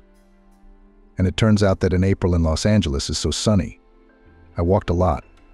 I did not notice how I burned," said Winston then. Jennifer didn't say anything to him. It did not even occur to her that her husband could be somewhere else, for example, in a hot country with her younger sister. And here was another of Maggie's trips, this time to the Bahamas. Winston was away from home then, too. He was supposedly on a flight to Denver. Except it was summer outside, and it was normal for him to return with a slight tan. There were other trips. Jennifer had counted at least 5 in the last 40 minutes. It had started almost 2 years ago. At least the joint disappearances from Jennifer's life had been observed since the December before last. And Ben had just turned 21 at the time. She'd barely graduated from university and got a job as a receptionist at a beauty parlor. But she worked there for just under 6 months. She quit in December, and then in March she and Winston were out of town together. Bridget chattered something about a new lover, after which there was another, then again another and another third. But Jennifer was not interested in her younger sister's private life, and for nothing. I wonder if she met only with Winston or in parallel? Jennifer thought. Did she have other men? She was still in shock at her own discovery. To have lived with her husband for so many years, and now to suddenly find out that for the past 2 years he had been lying to her, dating her sister, traveling the world with her, paying for her purchases, catering to her every desire. His wife had done his laundry, cooked his breakfasts, lunches, and dinners, and waited faithfully for him at home. Without a word or a hint, she never let him know she was unhappy with anything. Jennifer was comfortable. People like her were usually called patient. By morning, she was sick of her own thoughts. All night she had been thinking that she had to make some decision about her future, because she would never have a future with Winston. I wondered, Jennifer thought, what was the purpose of this marriage show? He would have divorced me and lived with Maggie, if he liked being with her so much. He'd long since grown cold to me. Winston came home as promised on Sunday, happy and lightly tanned. He called Jennifer a couple of times via Messenger, sending her some meaningless pictures to put her guard down. She'd responded to him with something to keep Winston from guessing that she knew all about his cheating perfectly well. Jennifer prepared herself for the conversation, going to clear the air. She had to gather her strength to find the right words that would not make her feel ashamed. No, she wouldn't make hysterics and scandals. They would part ways quietly if Winston wanted them to. What do I want? Jennifer thought. I want to endure further. I am willing to endure because I love this man and would do anything to be with him. I haven't existed apart from Winston for a long time. I belong to him completely. I'm like his soulmate that would die if I was separated from him. Winston talked cheerfully about his trip, making up stories as he went along that didn't really happen. Jennifer listened to him, smiling and nodding, while she realized with every passing minute that she couldn't tell Winston that she knew everything. She couldn't live without him. She never got round to talking to him, and after a few days she calmed down and decided that she would not part with her husband. She loved him and let him have an affair on the side. It was easy to break up a marriage, but to keep it together was still a challenge. So Jennifer decided she would endure to the end. At the end of another working day, when she was about to go home, there was a knock at her office. "The reception is over," Jennifer shouted, but the door opened anyway. Maggie stood on the doorstep, and the older sister's insides snapped at the sight of her younger sister. "Why are you here?" Jennifer asked with whitened lips. "We need to have a serious talk," Maggie replied. Jennifer realized then that something had happened. Something had happened that was out of her control. Something she had miscalculated. What it was, she was going to have to find out from her younger sister. "I'm pregnant," Maggie said after a long silence. The sisters sat next to each other, carefully avoiding the opportunity to look into each other's eyes, and remained silent until Maggie said two words that turned Jennifer's mind completely upside down. "Do I have to answer something?" Barely moving her lips, Jennifer asked. Jennifer's insides felt as if they had collapsed, and her lips and tongue stopped obeying her. "Shouldn't I?" Maggie replied shortly. "I'm the one who has to tell you. I'm pregnant by Winston, your husband. I'm tired of hiding the fact that I've been with him for a long time." Jennifer was silent. She fumbled with a piece of paper that had appeared on her desk. She couldn't say anything. It was like her tongue was stuck to her mouth. "Can you hear me?" Maggie asked demandingly. "I'm expecting your husband's child. I've been sleeping with him for a long time. A fortnight ago, he and I were on holiday in Miami, and before that we had sex at your house. Remember that spontaneous dinner at your place? You came over and told me to get my suitcase and you were leaving. I did. Only before that, I slept with your husband in your marital bed." The words were harsh, and Jennifer felt completely embarrassed by the filth. She didn't feel like it. She had tried to save her marriage to the last. Except who wanted it? Nobody. The child needed a father, no matter how immoral the child had been conceived. He was not to blame for his mother's recklessness, for his father's uncontrolled behavior. "What do you want from me?" Jennifer asked dryly. "For me to congratulate you? That I run home and scandalize my husband? That I look at myself in the mirror and try to see horns on my head?" Jennifer was about to scream, but Maggie, sitting across from her, kept her composure. Yes, that young woman had a lot of composure. She'd been scolded so many times by her parents, her grandmother, her teachers. Maggie didn't care about any of that. She had a way of keeping her cool, and that made Jennifer even more annoyed. "I want you to know the truth," Maggie said and stood up. "What you're going to do next, I don't know." "But I do," Jennifer said through gritted teeth. She left, leaving behind a trail of expensive perfume. Jennifer thought about it and breathed in the air, realizing that she had often smelled it on her husband's shirts, the same shirts that her younger sister Maggie must have helped him buy. Everything in her family wasn't real her husband's love, the family idol, the way they lived together. So there was no happiness in the Winston household. Then why did they waste their time on each other? Returning home after work, Jennifer caught Winston there. Quickly gathering the necessary clothes into her suitcase, she put her books, laptop, and tablet in there as well. Then she closed it and sat down next to it on the bed. Covering her eyes, she tried to listen to herself and her sensations. What did she feel? Fear, resentment, hurt, disappointment. The last was perhaps the most vivid feeling. It was disappointment that Jennifer felt at losing her fake family. It was only an imitation of happiness, so it was necessary to leave without regret. Taking a piece of paper, Jennifer wrote a short note to Winston in the quick handwriting she had become accustomed to during her years at the clinic. "I know all about you and Maggie. I see no point in staying in this house. I will divorce you myself." We have nothing to share. Let's part amicably." There were no other words that came to mind. Jennifer did not write a long speech, but simply picked up her suitcase and left the flat. She took one last look at the wedding photograph hanging on the living room wall, where she and Winston were smiling broadly and happily, and got into the car. Their happiness was still real then. Jennifer calmly drove out of the city, refueled, and drove down the motorway. There were more than 300 kilometers to go. Staring into the darkness, she tried to remain calm and composed. Around 5 a.m., she was near a village with no streetlights, but a crumbling sign at the entrance and something that looked like a monument to chicken pox. Pulling over, Jennifer got out of the car, breathed in the fresh country air, and finally let the tears flow. For the 5 hours that Jennifer had been on the road, she had managed to remain calm and confident. But the village had turned her inside out. Standing in the darkness and the rain that had begun to fall, she felt endlessly tired and homesick. "Pull yourself together," she commanded herself, and then settled back behind the wheel and drove towards home. The house Jennifer stopped the car had once belonged to her grandmother Julia, the mother of her father and Aunt Maggie. All her life, her grandmother had lived in this village 50 kilometers from her hometown. Several times she visited her son and his family, but she herself did not go anywhere further than the village. While Julia was still alive, she signed over her house to her eldest granddaughter, Jennifer. Maggie, learning of this then, took great offense at her sister. "You always get the best of everything," she cried with tears in her voice, "and the best room and clothes. Now grandmother's house too." "My God, Maggie, don't scream." Marian then cringed at her youngest daughter's loud, hysterical scream. "It's a house in the middle of nowhere. What do you want it for? No one has bought anything in this village for a long time, so you wouldn't get any benefit even if your grandmother wrote the house in your name." "What's that got to do with it?" Maggie smeared tears down her face. "How am I any worse than Jennifer? Why does she get everything all the time and I get everything on my own?"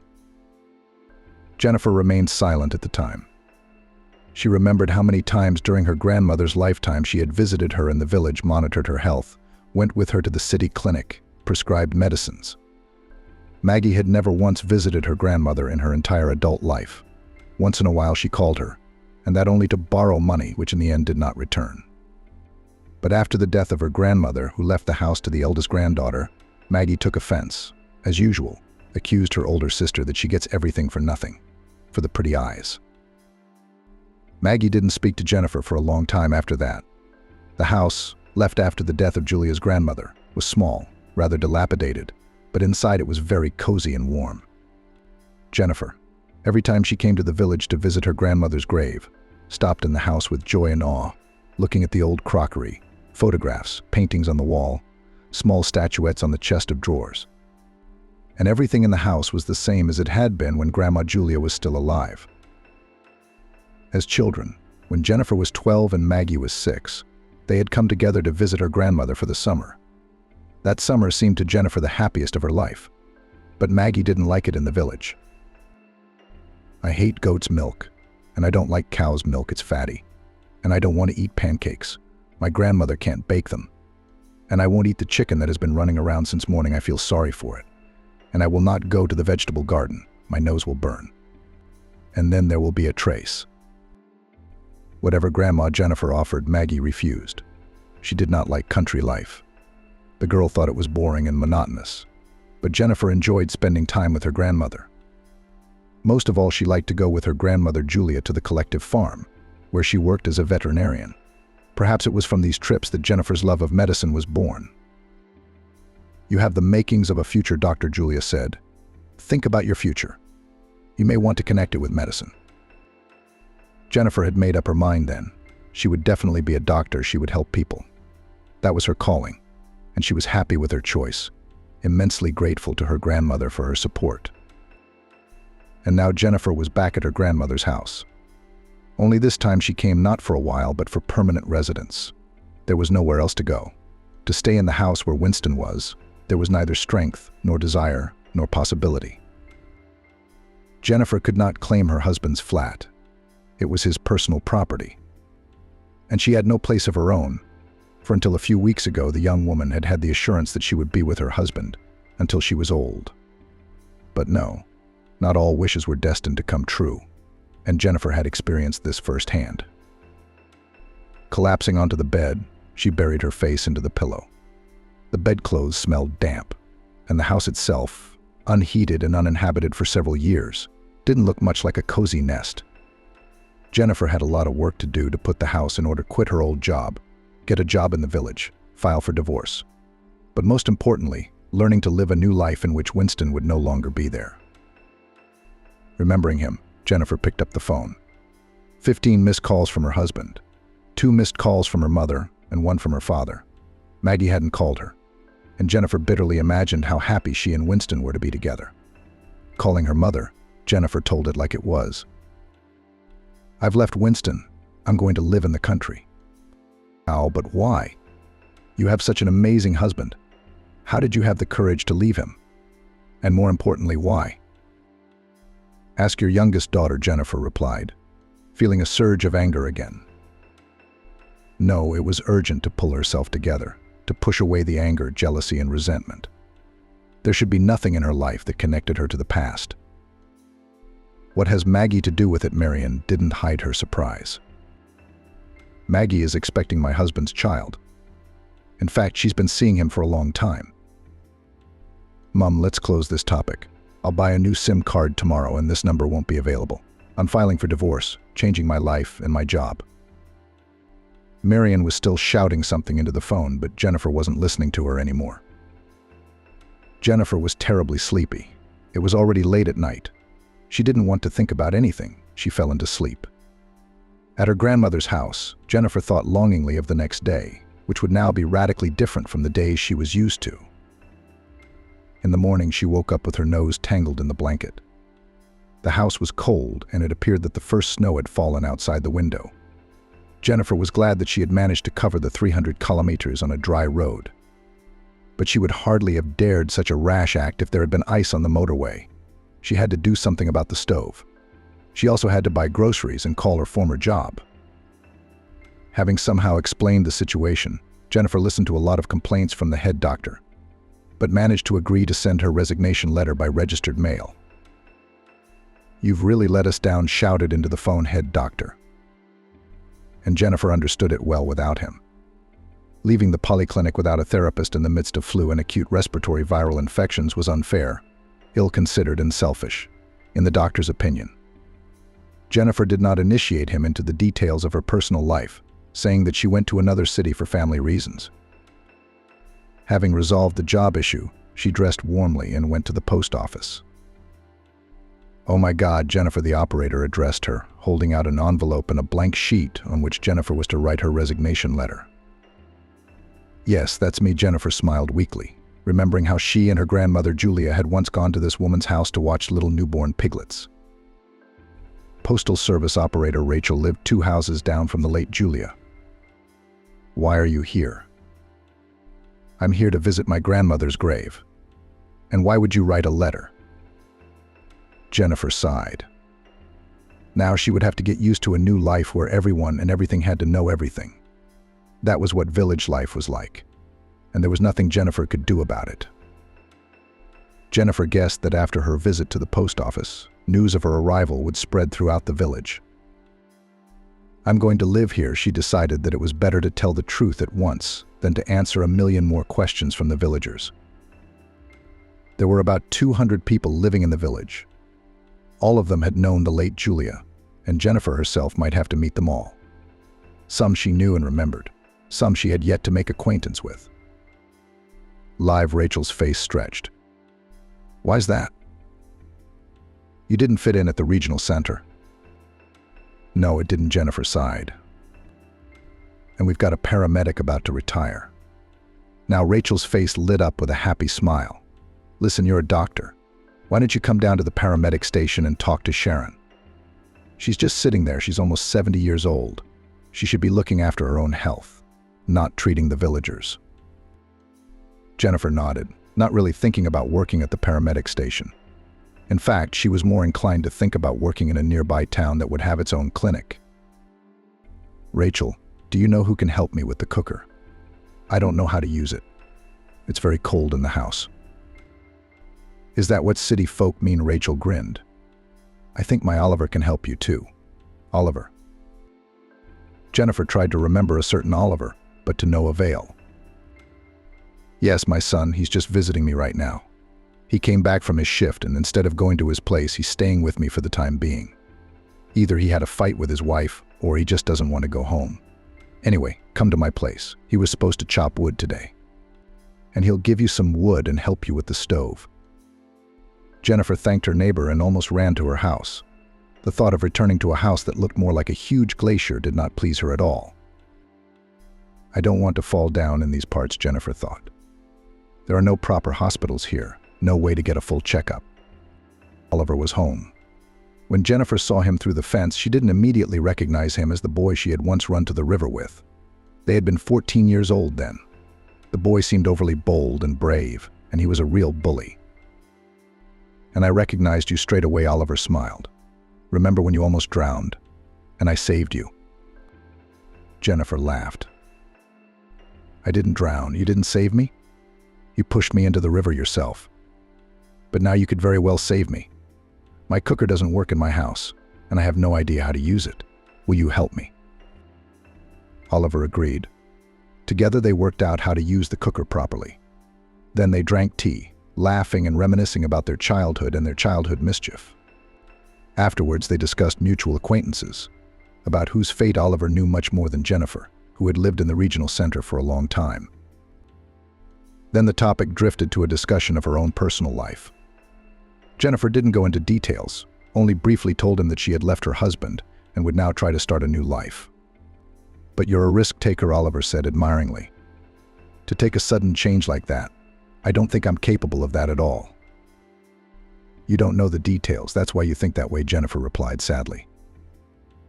Before she knew it, she was talking to her childhood friend, and they sat there until lunchtime. The house was warm and cozy, and she didn't want to stop talking to such an interesting person.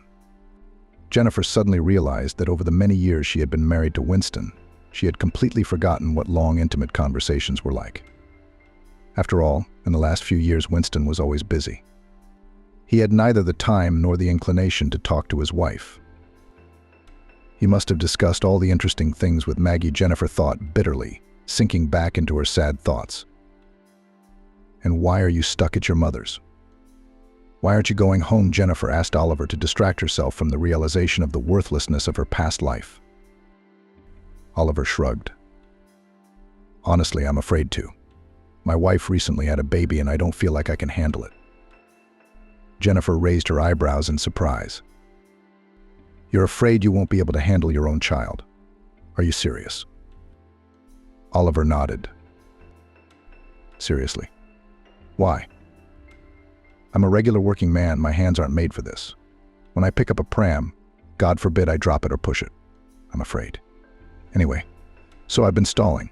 I fixed my mother's shed, rebuilt the roof. I'm thinking, what else can I do so I can go on shift right afterwards without going home? Oliver, it doesn't work that way, Jennifer shook her head. You put yourself in your wife's shoes. How does she feel? What does she think about you not going home? Her hormones are already raging right now. She's having a hard time, not getting enough sleep with a small child. And you didn't even come and see him? You want to, don't you? Oliver nodded, lowering his head. I want to, but I'm afraid to. You're a big man, and you're afraid of a small, helpless baby. Oliver, come on, you have a little brother, don't you? You spent your whole childhood with him, carrying him everywhere. Your mom almost left you with him forever. Nothing happened. I wasn't thinking straight then, Oliver said. I didn't have much choice. My parents made me do it. Now no one does.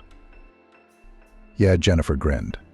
Did you ever think about the fact that your stressed-out wife is going to take it upon herself not to let you on the doorstep when you finally get the courage to do it? Oliver looked at Jennifer, and his eyes grew wider and wider. Why wouldn't she let me in? I'm the husband. And where are you now? Are you the husband? Why are you sitting here? Not with your family doing everything you can to avoid seeing your wife and child, Oliver. But she has every right to do the same, to never see you, Jennifer said. Oliver fell silent. There was nothing for him to object to. The next day, though, when Jennifer met Rachel, she learned from her that Oliver had gone to stay with his family. Packed up all his things dramatically yesterday and ran for the bus this morning. Thank God his brains are back in place.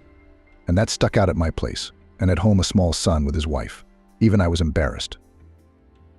Jennifer smiled and said nothing. As she walked to the shop, she thought about the fact that she might have made a husband and wife closer by bringing something good into the world. Now that she wasn't treating her patients, and she'd fled the city in disgrace, leaving her patients for other doctors, she felt guilty. The situation with Oliver at least redeemed that guilt a little.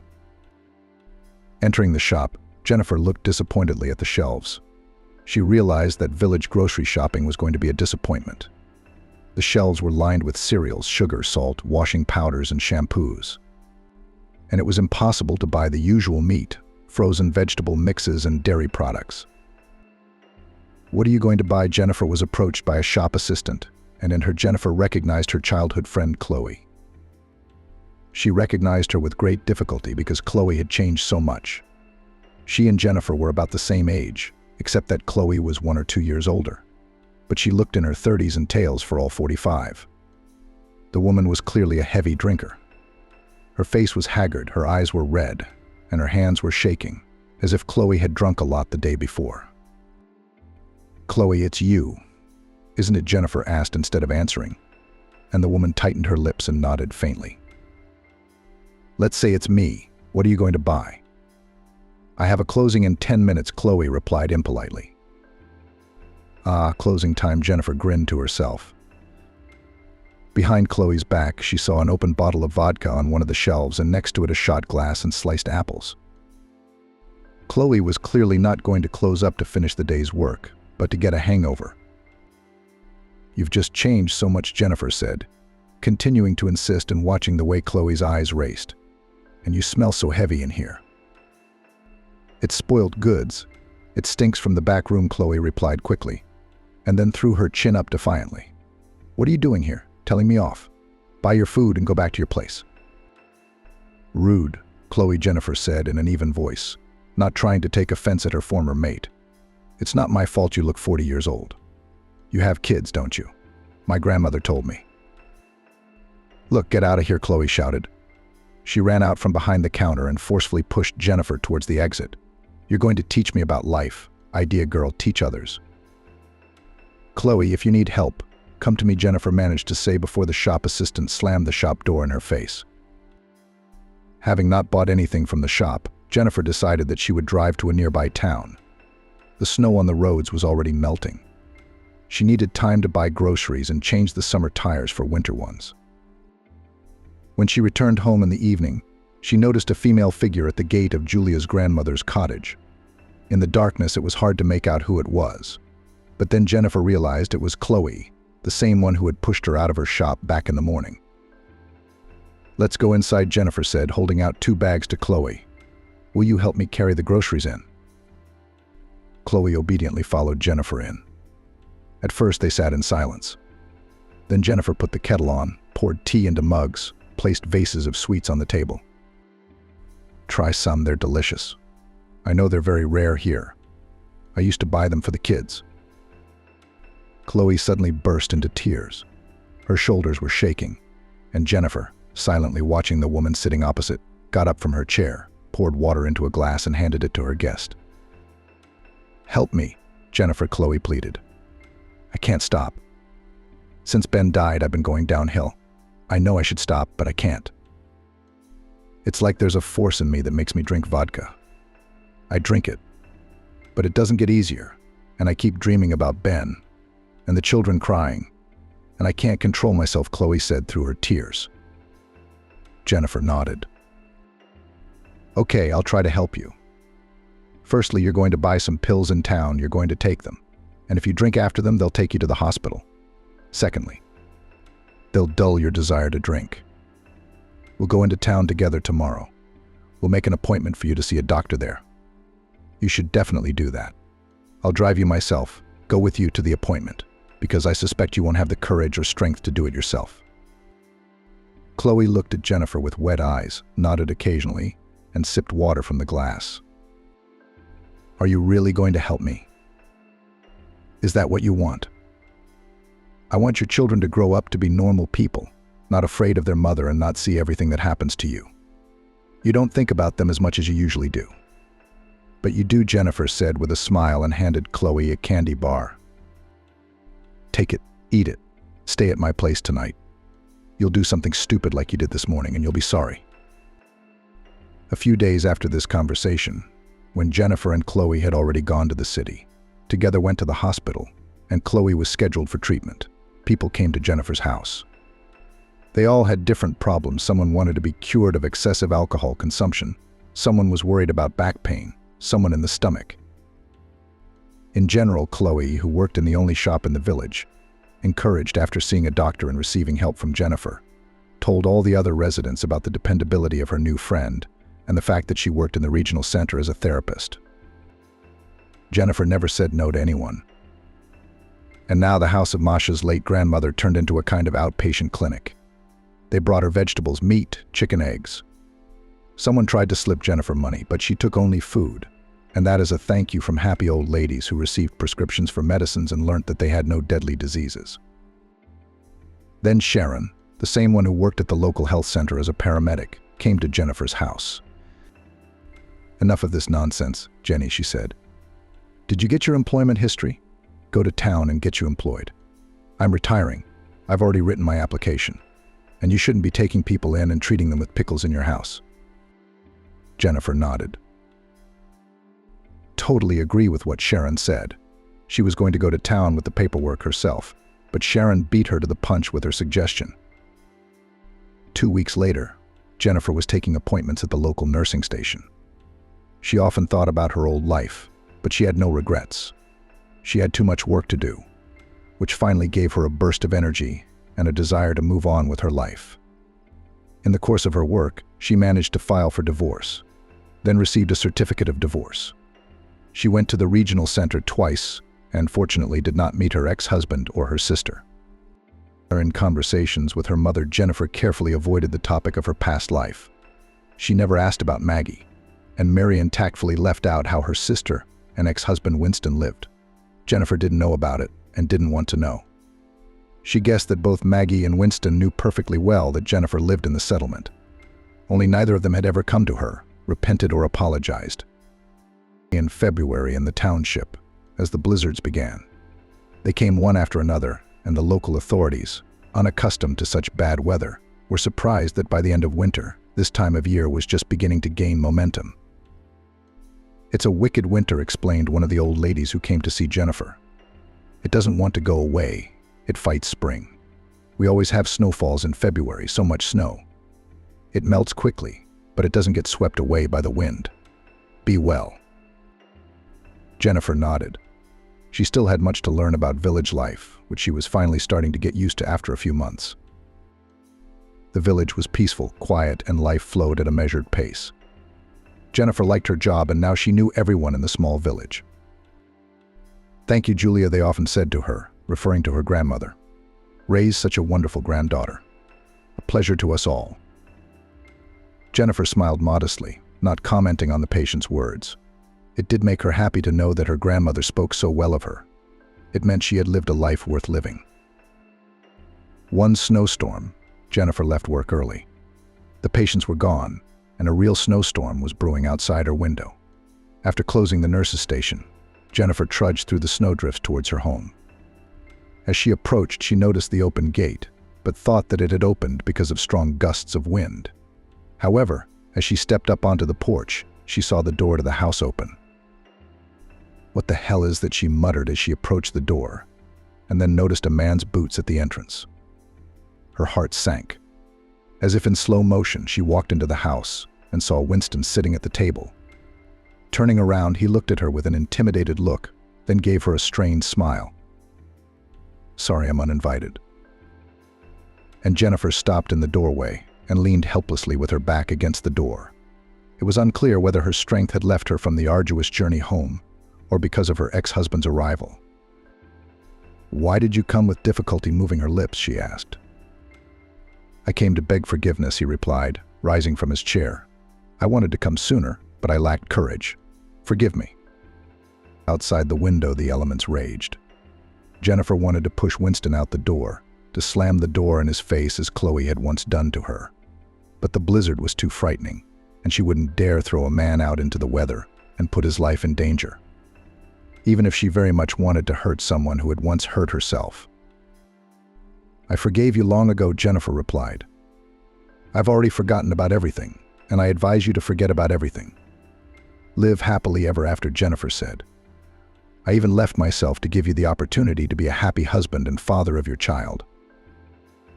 "Maggie is not pregnant by me," Winston replied. "I can't have children. All these years I haven't told you the truth. My first wife left me for that reason, and I was afraid of losing you, so I kept quiet. Maggie's pregnancy, by which she wanted to keep me, was a consequence of her frivolous life." Jennifer grinned. "You chose that girl, now take responsibility for it yourself. I don't want to know anything." Winston approached Jennifer and tried to take her hands, but she took a step backwards. Then he suddenly dropped to his knees, lowering his head and holding out his hands to his ex-wife. Jennifer cringed, seeing the pathetic picture before her. How many times had she imagined Winston begging her forgiveness? But now this moment had come, and she felt nothing but squeamishness and a desire to end this spectacle as soon as possible. "Come on, get off your knees, it won't do you any good," she said. "I realized exactly why you were here today. You took advantage of the bad weather so I couldn't kick you out, but it won't help you." Winston lifted his head and looked into her face. "Do you really like this life? Do you like living in the township, socializing with these uneducated and miserable people? You are a doctor with a capital letter." "Shut up," Jennifer interrupted him. "It's not for you to talk about how bad people live here. You're not known for your own integrity. And I could have been a doctor with a capital letter if I'd gone on to further study. You talked me out of it. Now I'm going to be a little doctor in this little village. I'm leaving. And I want you gone by the time I get back. You put the key back where you got it from." Jennifer walked out of the house, breathing heavily and gulping for air. It was hard to walk, the wind whipping in her face, filling her eyes with snow. But Jennifer didn't stop, stepping firmly through the loose snow. After a few minutes, having overcome a snowdrift almost a meter high, she knocked on the door of Chloe's house. Half an hour later, they were sitting at the table drinking tea. "So, did you really kick him out?" Chloe asked. "I asked him to go home. I didn't kick him out," replied Jennifer. "I can't live with a man who betrayed me once. If I do, I'll be constantly expecting him to betray me again. No, I can't do that. If my Ben were alive, I think I would forgive him for the sake of our children," Chloe said then, sobbing, and put her arm around Jennifer's shoulders, rocking her like a child. "We don't have children, and there's no point in our marriage," Jennifer replied. "Winston can't have children." After saying those words and looking at Chloe's 2 kids playing cars on the bed in the room, Jennifer smiled. She wants kids. She wants to live a happy new life where there will be no room for betrayal. It was necessary to wait a little while. And sooner or later, a big love was sure to appear in her little life. A mother of many children takes a job with a fading millionaire widower. And barely had she sat down at the piano. Marian looked at the note for what must have been the 10th time, rereading it. No, the handwriting was legible, but the content. "Marian, I'm sorry, but I can't go on like this. I've fallen in love with another woman, and today she and I are leaving for another city. Don't look for us. Tell the children I love them. Matthew." She slowly sat back in her chair and waved the note away, as if that little scrap of paper could provide some kind of coolness.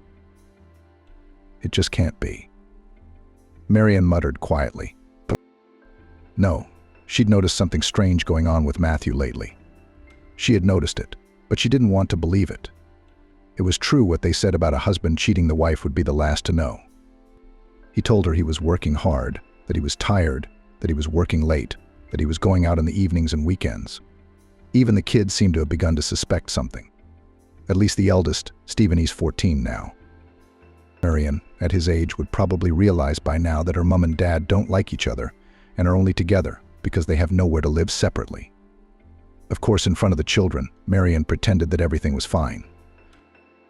"Daddy just works hard," she answered all their questions and smiled, trying to make it look believable. "He does it for us." She saw Stephen frown incredulously. He hadn't asked his mother anything. Perhaps because he didn't want to bother his younger brother and sister. Or maybe he thought the adults would figure it out for themselves. Suspicions had plagued Marian for a long time.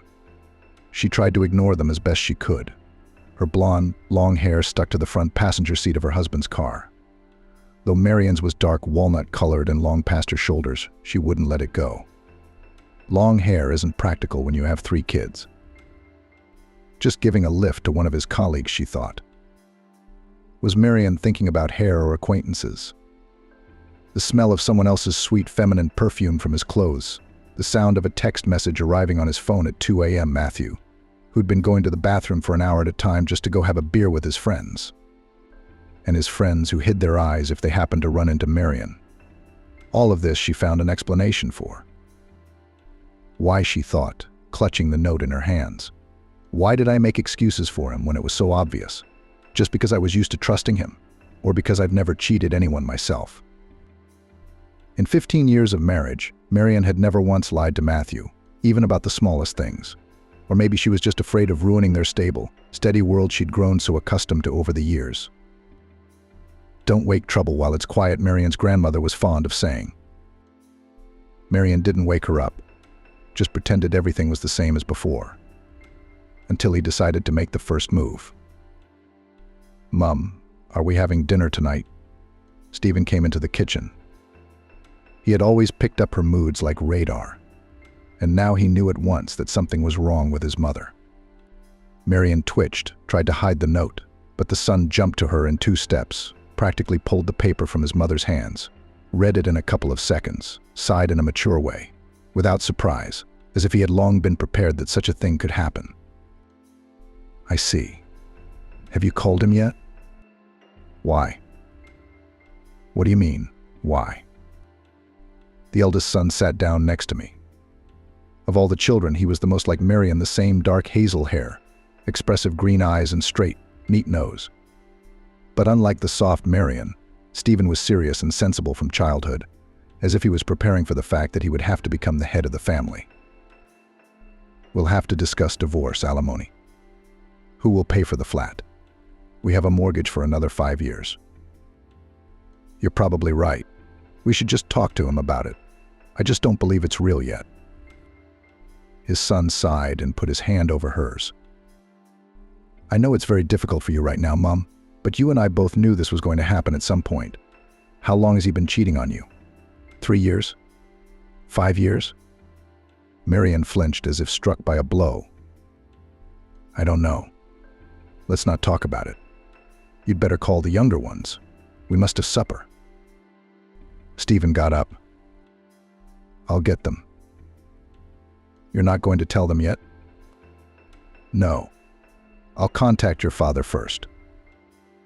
Marian threw the note into the rubbish bin. Matthew didn't answer his phone or text messages. Marian even called him at work. They said Matthew had tendered his resignation a few days earlier, and they never saw him again. Marian also called some of his friends. They replied that they didn't know anything either. Only one of the mates, Alex, said that Matthew had told him about his plans to leave his wife and kids and run off with his mistress. "I thought he was joking," Alex sighed. "It turned out to be a joke." "You knew Matthew was cheating on me, didn't you?" Marian asked. There was silence in the phone for a few seconds. But then Alex answered. "Yes." "Okay," said Marian. "I understand. Thanks for telling me everything." She finished the calls, looked thoughtfully out the window. The children were already asleep, and now she had time to think and decide what to do next. After Molly, their youngest daughter, had been born 7 years ago, it was clear that Marian wouldn't be working for a long time. "And what are you going to do there?" her husband said then.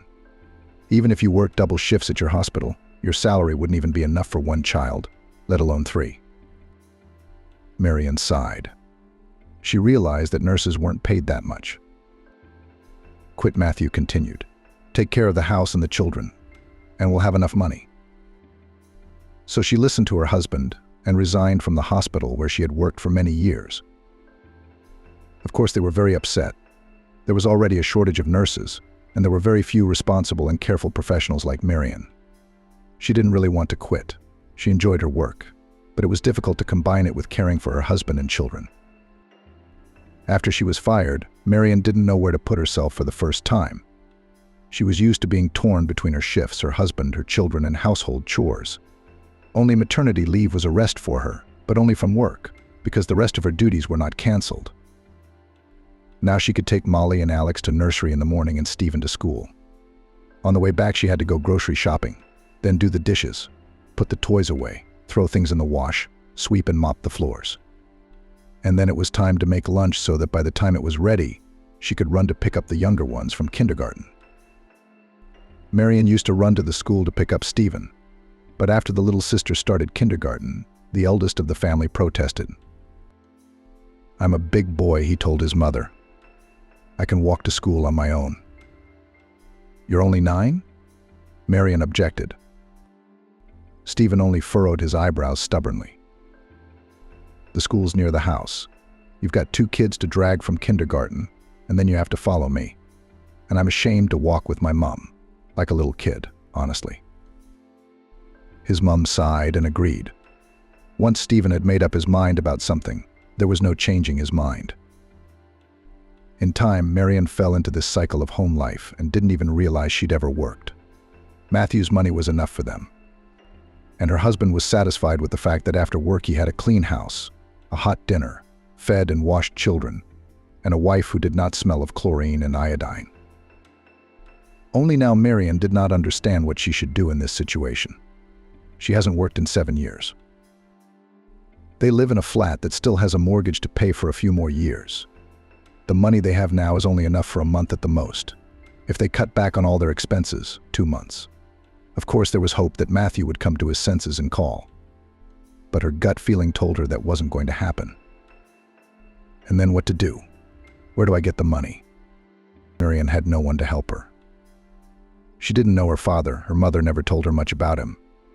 And her mom had died 5 years ago. "We've got to get a job," thought Marion. "Otherwise we'll soon be on the street." The woman who sat across from her took another look at her CV and sighed heavily. She lowered her heavy metal-rimmed glasses closer to the tip of her nose. It was getting towards evening, and the employment officer wanted to finish the day and go home as soon as possible. And here was this misunderstanding, a 35-year-old mother of 3 minor children who had last worked 7 years ago as a nurse in a regular hospital.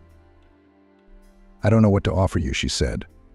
"I don't suppose you'd consider per diem or full-time work at all?" Marion sighed and waved her hands. The woman snorted unhappily. "Then I have nothing to offer you." "Nothing at all?" Marion clarified. "No." Noticing the disappointed look on Marion's face, the woman said, "I still have your phone number, and if anything comes up, I'll call you." "Thank you," Marion replied, smiled, and walked out, carefully closing the door behind her. Already outside, when she got into her old black Toyota, which she had bought before her marriage, Marion exhaled slowly and leaned back in the driver's seat. "It's okay," she said to herself. "We'll make it." She mentally counted the money she had left there should be enough for another month. She had already cut back on her own expenses, but she didn't want to save money on the children. Though if she couldn't find a job, she'd have to cut back on their clubs and activities. She could also sell some of her things, especially expensive clothes or shoes. Marion didn't have any, but it would be possible to take the jewelry, laptop, and maybe the TV from the bedroom to a pawn shop for appraisal. All the jewelry, TVs, laptop, and even Marion's new winter boots that Matthew had given her last New Year's Eve had already been sold. They were very nice, but uncomfortable, and she'd hardly ever worn them. Then she remembered and decided to check how much they were worth. Turned out to be a fortune. Marion dropped the price by a quarter, and within a couple of hours some happy woman took them. "I spent 6 months looking for them in all the shops," she told Marion. "Now all my girlfriends will be jealous of me." When she had gone, Marion breathed a sigh of relief. They could last another fortnight. What then? She had already cut every expense she could. There was nothing left to sell. Would she really have to settle for full-time work? What about the kids? Leave them alone from morning till night. Of course, Stephen's 14, Alex is 10, and Molly's 7. They're not toddlers. And the eldest has been telling his mother for a long time that he can handle the younger ones if she has to feed them, pick them up from school, make them do their homework. But does she have the right to put the responsibilities of adulthood on her boy's shoulders so early? The sound of the phone suddenly ringing almost made Marian jump. She wasn't expecting a call, and the number was unfamiliar. Normally she tried not to take such calls, but suddenly she thought that she was about to be told something good, because she was tired of bad news. "I'm listening," she said cautiously into the receiver, dreading the thought that she was about to be offered some kind of credit or told a story about a suspicious transaction on her card. But the pleasant female voice on the other end said something else. "Marian, my name is Amanda. I got your number from the unemployment office. Are you still considering a job offer?" "Yes," Marian shouted hastily, and then, ashamed of her impulsiveness, added more calmly, "I'm still considering it." "Good." Amanda seemed genuinely pleased.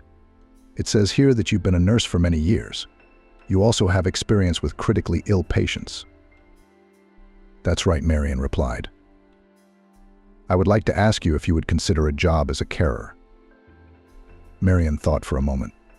She had never worked as a carer, but it was hardly more difficult than a nurse's job. If she'd ever handled an entire ward, she could certainly handle one seriously ill person. "I can think about your offer," she said cautiously, "but I'd have to know all the conditions." "I'll be sure to tell you everything," Amanda promised. "Would it be convenient for you to come to my office at 10 o'clock tomorrow morning?" "Yes, of course." "Great. Then I'll text you the address. I'll see you tomorrow." "Goodbye," Marian replied and pressed the end button. Her heart was pounding frantically for some reason. No, of course it was too early to rejoice, but at least one sentence had come to life again, and hope had been rekindled in her. After taking the children to school, Marian drove to her appointment. On the way, she once again ran through her mind the answers to all the questions she thought she might be asked. She also wrote out in notes on her phone what she wanted to find out for herself. Amanda's office was located right in the center of the city, a huge, modern business center. When Marian stepped into the new, shiny, almost silent lift, she thought that Amanda must be working for some very wealthy people. "Good afternoon," she was greeted in the reception area by a pretty young girl. "Amanda's secretary, I think. My name is Vivienne." "I have an interview here at 10 o'clock, Marian informed her. "For the position of a carer," she said sympathetically or surprisingly, but she pulled herself together and smiled politely. "Please have a seat. I will clarify everything now." Marian sat down, and the secretary rang the telephone and asked something quietly and quickly into the receiver. The answer was apparently in the affirmative. Then Vivian stood up, smiled once more at Marian, and said, "Amanda is expecting you. Come in." Marian was escorted to the door like royalty. For a second she was even frightened. A place like this wouldn't treat a mere nurse like that. Maybe she was confused. "Hello," Marian said timidly as she entered the office. Amanda appeared to be a pretty woman about her age. Black hair, gathered in a neat low ponytail, business suit, expensive glasses. "Good afternoon, Marian," she said. "Please have a seat." She pointed with her hand to a cushioned armchair directly across from her. Marian sat down. Amanda smiled and clicked on the clipboard lying on the desk in front of her. "According to our information, you have extensive experience as a nurse, including you indicated that you've cared for critically ill patients?" Marian nodded. "And you are also considering a position as a carer. Is that correct?" "That's correct," Marian confirmed. "Good. I'm representing a client who needs a carer. Mr. Jacob has been paralyzed from the waist down for a number of years, and he has several other cardiovascular, respiratory, and digestive problems." Marian nodded again, showing she was listening intently. "From a physical point of view, your job would not be considered hard," Amanda continued. "The whole house is equipped for Mr. Jacob's needs. Motorized wheelchairs, lifts, handrails, and so on. There'll be no complicated medical procedures, either shots, pills, IVs, etc. Nothing a nurse couldn't master, I realized." "Right," Marian said. Amanda paused, as if considering how best to present the next piece of information. Then she pressed her lip, as if she'd changed her mind about what she was going to say, and asked, "I believe you have children?" Yes, Marion nodded. 3. Amanda nodded thoughtfully. They're all in school, aren't they? Yes. So they'll be on holiday soon? Yes, in a couple of weeks. Are you considering accommodation? Amanda asked. Our client's house is out of town, and it would be inconvenient for you to go there every day. Marion shook her head. I don't have anyone to leave my children with, she said, frustrated and thinking she was going to be told goodbye. But suddenly Amanda spoke up. You don't have to leave them. You will live with them together in the grounds of the manor in the annex. To be exact, it's a detached building, very spacious, very cozy. I assure you, you'll like it. Marion looked at her incredulously. Are you saying that the 4 of us will just be allowed to live in a tenant's house? Amanda nodded and smiled happily. What's more, you won't even have to cook. The meals are free, as is the accommodation. You will be fed with the rest of the staff of the manor. Sounds tempting, Marion said cautiously. I'm beginning to suspect there's a catch. Exactly, Amanda confirmed cheerfully. I suppose you'd like to know the hours and wages? I would, said Marion cautiously. Amanda nodded. Her neatly manicured fingers ran across the screen of the tablet. She turned it toward Marion. Marion's eyes widened. This is for the week, Amanda explained. A week? Marion was even more surprised. That much money? Amanda sighed a little too humanly, which was very unlike her image of an impeccable business assistant. I realize you're expecting a catch. And there is, she said. Marion pressed her lips together, nodded slowly, and looked questioningly at Amanda. She rubbed the bridge of her nose tiredly. The thing is, Mr. Jacob is a very particular man, and he has a difficult temper. Not everyone can get along with him. Marion breathed out a sigh of relief. That's it? I've seen all sorts of people in my years at the hospital, and we've never been paid so much for being unhealthy. That's not quite all, Amanda shook her head. I can't promise you'll have a steady schedule. Roughly speaking, if Mr. Jacob thought of calling you in at 2 a.m., that would mean you'd have to get up and show up. But everything you've said so far is true, isn't it? Marion asked. Yes, the salary that I wrote you is paid once a week, because the staff doesn't usually stay there for a long time, Amanda answered. You and the children will live in a separate building and eat at the employer's expense.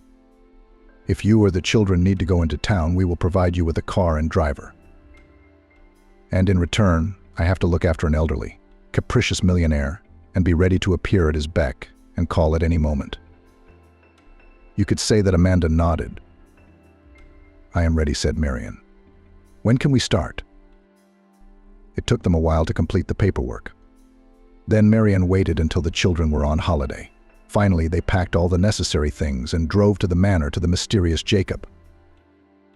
Are you sure he's not some kind of freak? Alex asked her. We're all going to his place. We don't know where to go. Marion blushed. They were traveling in a car with a driver sent directly by her employer. She looked in the mirror and saw that the driver, who introduced himself as Marcus, was smiling. Alex, we're not going somewhere. We're going to an upmarket village, Marion said indignantly. Jacob is normal, please, nothing extra. If you have to meet Jacob, you realize how important this job is to me. Jacob will probably only get to know you, Marcus said. He doesn't like new people very much, and he wanted me to bring you straight to the outhouse. I see, replied Marion. A short time later, they entered the village. Wow, Alex commented. If there are crazy people living here, they are very rich. Stephen laughed, and Molly nearly broke the glass she had pressed her forehead against to get a good look. Yes, thought Marion, there are some very rich people living here. They drove past huge mansions surrounded by large fences. That's nothing, Marcus said cheerfully. You haven't seen Jacob's main house yet. The next one will be more interesting, Marcus said. After they had driven through the village, there was a large area surrounded by a beautiful, elegant, but very high fence. The driver pressed some button on a small black remote control that appeared in his hand, and the gate opened. "We are now entering the grounds of the manor," Marcus commented. They drove for a long time along the road, which was surrounded on both sides by rows of neatly trimmed trees. Then a huge modern house, made of glass and metal, appeared in front of them. But the car did not go towards the mansion, but turned left. A few minutes later, they stopped in front of a small, neat wooden house. Marion and the children got out of the car. "It's beautiful," said Marion. "This outhouse must be very old." Marcus, who had also got out of the car and was already taking their suitcases out of the boot, replied, "Yes, it was built more than half a century ago. But don't worry. The outbuilding was restored only recently, about 2 years ago. There's water, electricity, everything." "It looks like something out of a 19th century novel," said Stephen. "That's right," the driver replied, coming up to the porch with his suitcases in his hands. "I don't know exactly, but I think that was the idea." When they went inside, Marion noticed that, despite the seeming compactness of the outbuilding, it was very spacious inside. There was a small entrance hall, which almost immediately led into a living room, apparently connected to the kitchen dining room. A spacious en-suite bathroom, and, most importantly, 4 bedrooms. "Wow," Alex shrieked. "Am I going to have a separate bedroom?" Marion smiled. "Apparently, yes. In the old flat, the brothers had shared a room, and only Molly had her own bedroom." Stephen looked at his mother and smiled. "He's all grown up now, isn't he?" Suddenly, Marion thought that he needed his own room for a long time. Meanwhile, Marcus had already brought in all their things and said, "Make yourselves comfortable, have a rest. I think in about an hour they'll be here to take you to lunch. You'll get to know everyone there." "Thank you, Marcus," Marion said sincerely. He smiled. "It was nice to meet you all. I hope you enjoy your time here and stick around."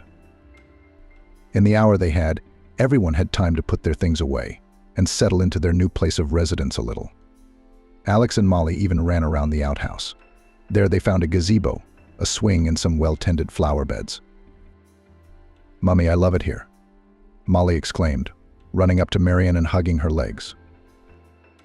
Marion smiled and stroked her daughter's hair. "I'm very glad," she said.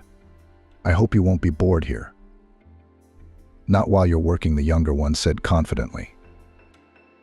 At that moment, there was a knock at the door. "Yes, come in," Marion answered. A tall, blonde-haired man with brown eyes walked into the cabin. He was dressed simply in a white t-shirt and black jeans, but he held himself so freely and confidently that Marion immediately realized that this man plays not the least role here. "Good afternoon, everyone." The first thing the stranger said was, "Hello. My name is Robert. I'm Jacob's assistant and the manager of this house."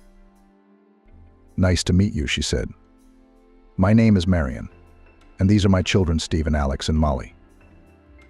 "Hello," they said in unison. Robert smiled. "It's a pleasure.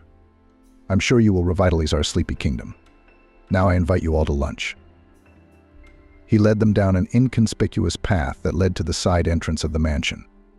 Through this door, they passed into a large and cozy kitchen. "Here are our newcomers." A woman's voice greeted them cheerfully. Marion saw a short, slightly overweight woman in her 50s. "I'm Camila," she said. "I am in charge of the food in this house. Come to the table." Marion introduced herself and the children, and they were seated at the table. There were about 10 other people besides them. They were all employees of the manor. They introduced themselves to Marion, but she was so nervous that she couldn't really remember anyone, just smiled and nodded. At Marion's right hand sat Robert. "Don't worry," he whispered in her ear. "You'll remember everyone in a couple of days." "How do you know what I was thinking?" Marion asked. "It's not difficult," replied Robert. "When I came to work here and everyone was introduced to me, I thought the same thing." Marion grinned. Her first fear had receded. Everyone seemed to be very nice and friendly here. Also, the kids were very well behaved after they ate lunch. Robert took Marion to meet the supervisor, and Marcus volunteered to give the children a tour of the estate. When Robert and Marion stopped in front of the office door, her employer's assistant began to speak softly, looked her in the eye, and said, "Marion, remember the most important thing: any comments Jacob will let slip about you have nothing to do with you personally. He is just an old, sick man with a hard fate and a very bad temper.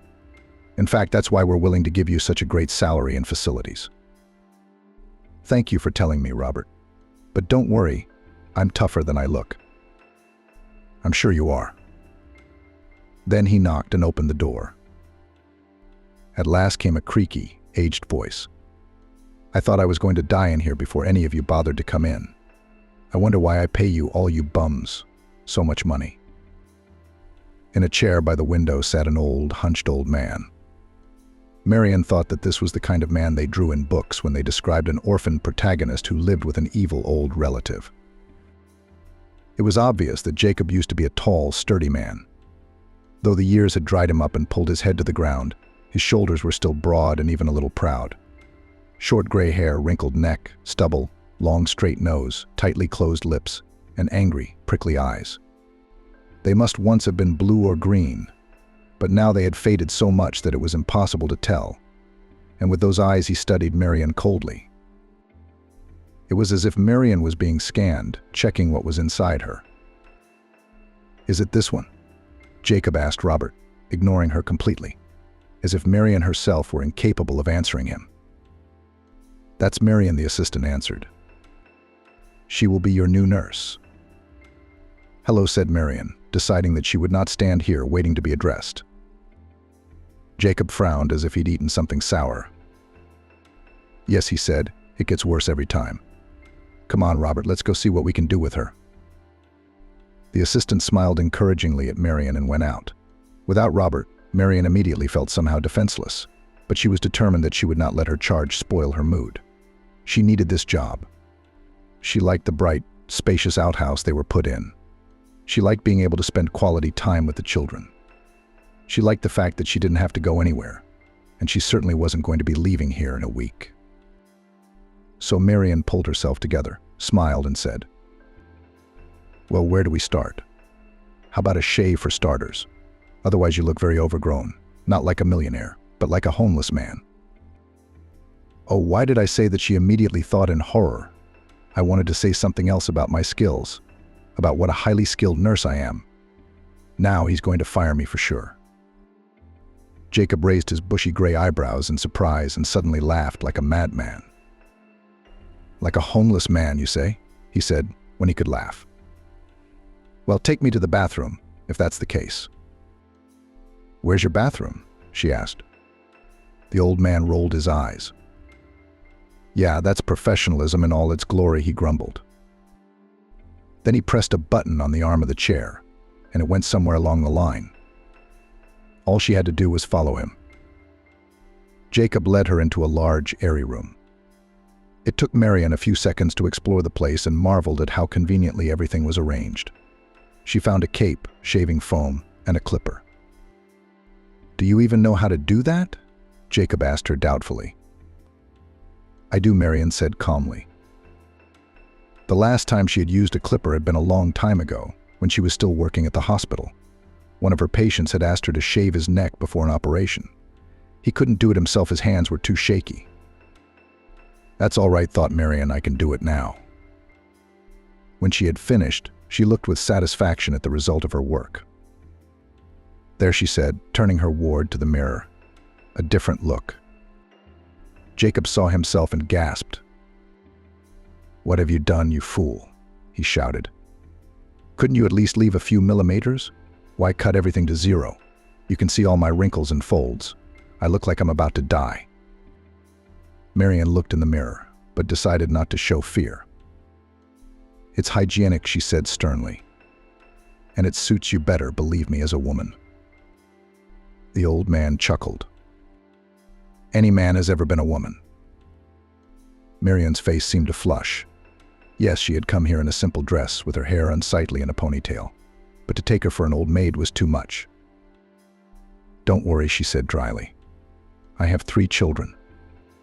Jacob whistled. And from different men, too. One Marion said wryly. But he's an interesting guy, having 3 kids and a woman to work with. Marion pressed her lips together. We broke up. Why are you panting like that? Did you run away? That's none of your business, she said more sharply than she intended. What's next on the plan? Snake, get the clipboard from the table, the old man grumbled. Marion should have left a detailed schedule there. The tablet was found in the indicated place. Marion ran her eyes over it. Yes, there's a lot to do. It seems that Jacob is indeed seriously ill, at least judging by the number of pills and shots he gets every day. Have you had lunch yet? She clarified. No, I was waiting for you. Of course I've had lunch, I see. Marion decided not to react to the abruptness. Then you have rest and IVs now, she said. You're a genius. Jacob pulled the tablet down so his fingers shared the screen but said nothing. Are we going to drip lying down or standing up? How many more stupid questions are there going to be today, Marion thought. Marion, hardly gritting her teeth, answered. There will be questions until I fully understand your regimen and appointments. For your information, some patients prefer to sit during the procedure. I'm thrilled for them.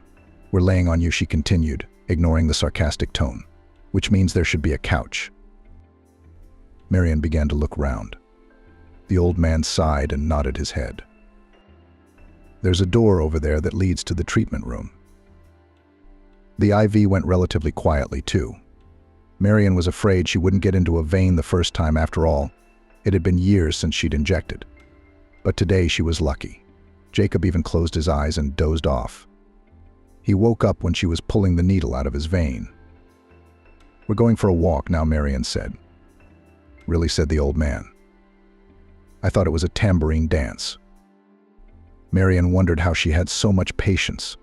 She was used to strangers being so rude and disrespectful to her, for just doing her job. Jacob hired her for this job, if you think about it. It's understandable that she wouldn't know anything on the first day. Can't she have a little self-restraint? Marion thought as she walked through the garden beside his chair. Why should he? He's a millionaire. He's not used to restraining himself. He must have had more than one carer before her. And if she fails or decides to leave, his team will find another one the same day. In the meantime, he can just take his anger out on people like they're his punching bags. During the walk, however, Jacob was a little quieter. It was as if he was immersed in his own memories, not paying attention to Marion, who was walking beside him. He just rolled along the paths, automatically switching buttons to turn in the right direction. He doesn't really need me right now, Marion thought. He can ride on his own. The paths are perfect everywhere. But according to the terms of the contract, I must accompany him at all times and never leave him alone. I wonder if you like that kind of work, Merlin? Jacob asked suddenly. I'm Marion, she corrected. I don't care. It's just a job, a normal job. He chuckled. You don't say. I have a lot of my own companies, employing thousands of people. If I wanted to, I could buy up all the houses in this village. That's a proper job. You can leave me at the barb, the old man continued through gritted teeth. If you stay, you'll do a lot of other, less pleasant things. Isn't that what you dreamed of at school? Marion felt herself getting really angry. I don't know why you started this conversation, she said honestly. Jacob grinned. Aren't you ashamed of yourself in front of the kids? You're a grown woman, working as a nurse. You don't even have to be smart about it. Just do as you're told. A monkey could do it. Or is that all you're not clever enough to do? If the monkey could do it, why do you change carers so often? Marion asked. Maybe it's because you don't treat them like people, but like animals. I think I'd agree that chimpanzees or gorillas would be a better fit. At least they wouldn't understand how you treat them. The old man laughed. I'm a millionaire. Manners don't suit you, princess. You can leave even today. I'll even ask Robert to pay you a week's salary in advance. For a second, Marion wanted to take the money, grab the children, leave and never see this arrogant, nasty old man, who treats her like some baron with servants. No, she said to herself, that's what he wants, and I'll never get another job like that. Marian remembered how many CVS she'd sent, how many times she'd been rejected, how many evenings she'd sat thinking about what else she could sell to pay the mortgage and food. I'm fine with it, she said cheerfully to Jacob, and even found the strength to smile. We've got dinner and evening treatments coming up, so I think you should turn your vehicle in the opposite direction. Marian had been working for Jacob for a fortnight now, and every day she felt like she couldn't hate the man more. And every new day he proved her otherwise. The old man always found something to pick on about Marian: her appearance, her voice, her gait, words spoken with the wrong accent. Once she got overexcited and didn't get into his vein the first time. He remembered it for 3 days. Marian was shaking with unfair resentment, anger, and most of all, powerlessness. She realized that Jacob was aware of her predicament and was taking advantage of it.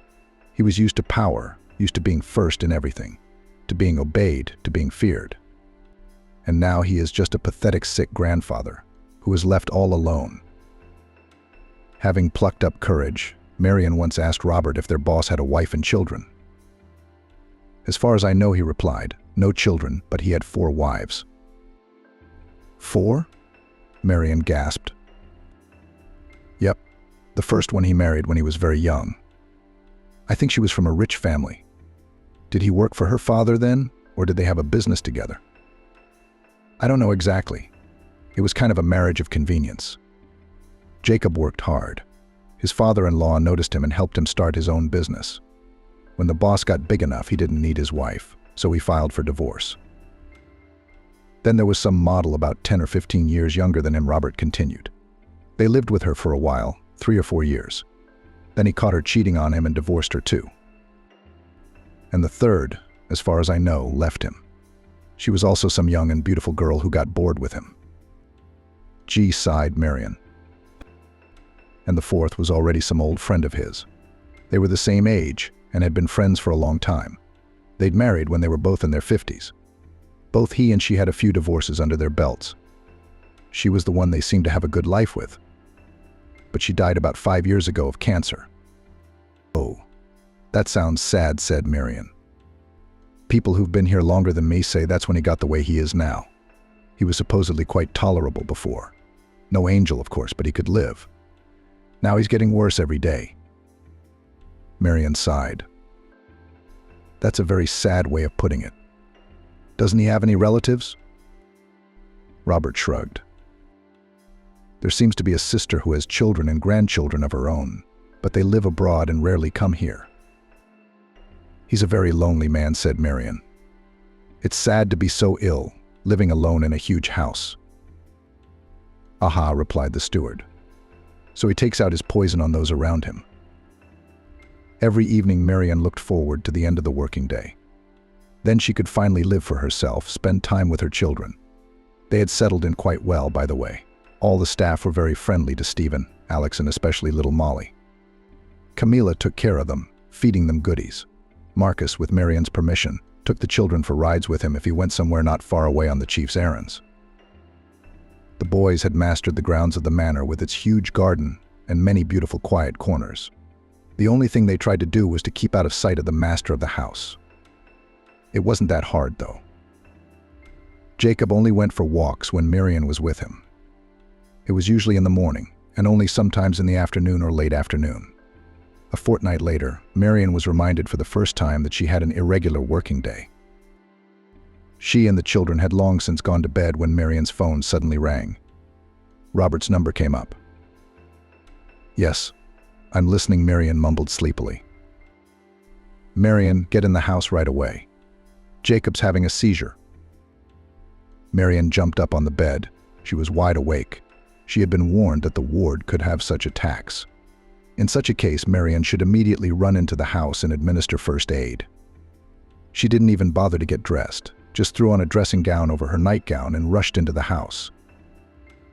The lights were already on everywhere, and frightened night maids and guards were running around. Marian made her way to the bedroom without wasting time. Jacob was half lying on the bed, breathing so heavily that she could hear him whistling and wheezing from a distance. Beside him stood Robert, who had put the supervisor in, opened the windows, now pulling out anything Marion might need. She nodded gratefully to the manager and set to work. She put the oxygen mask on Jacob's blue face and started the oxygen supply. Then she quickly found the vials in the medicine cabinet, filled the syringes, and administered the injections. Fortunately, the attack was not severe, and the medicine began to take effect quickly. Marion watched carefully as the old man's pulse evened out, his breathing recovered, and his complexion returned to normal. "There," she said. "It's all right, Jacob." The old man nodded and gave a hoarse squeeze. "For someone who's just been hoofing it, that'll do." "You should have some hot tea with mint or linden now," Marion said. "I'll have them make it for you." "Yes," said the chief.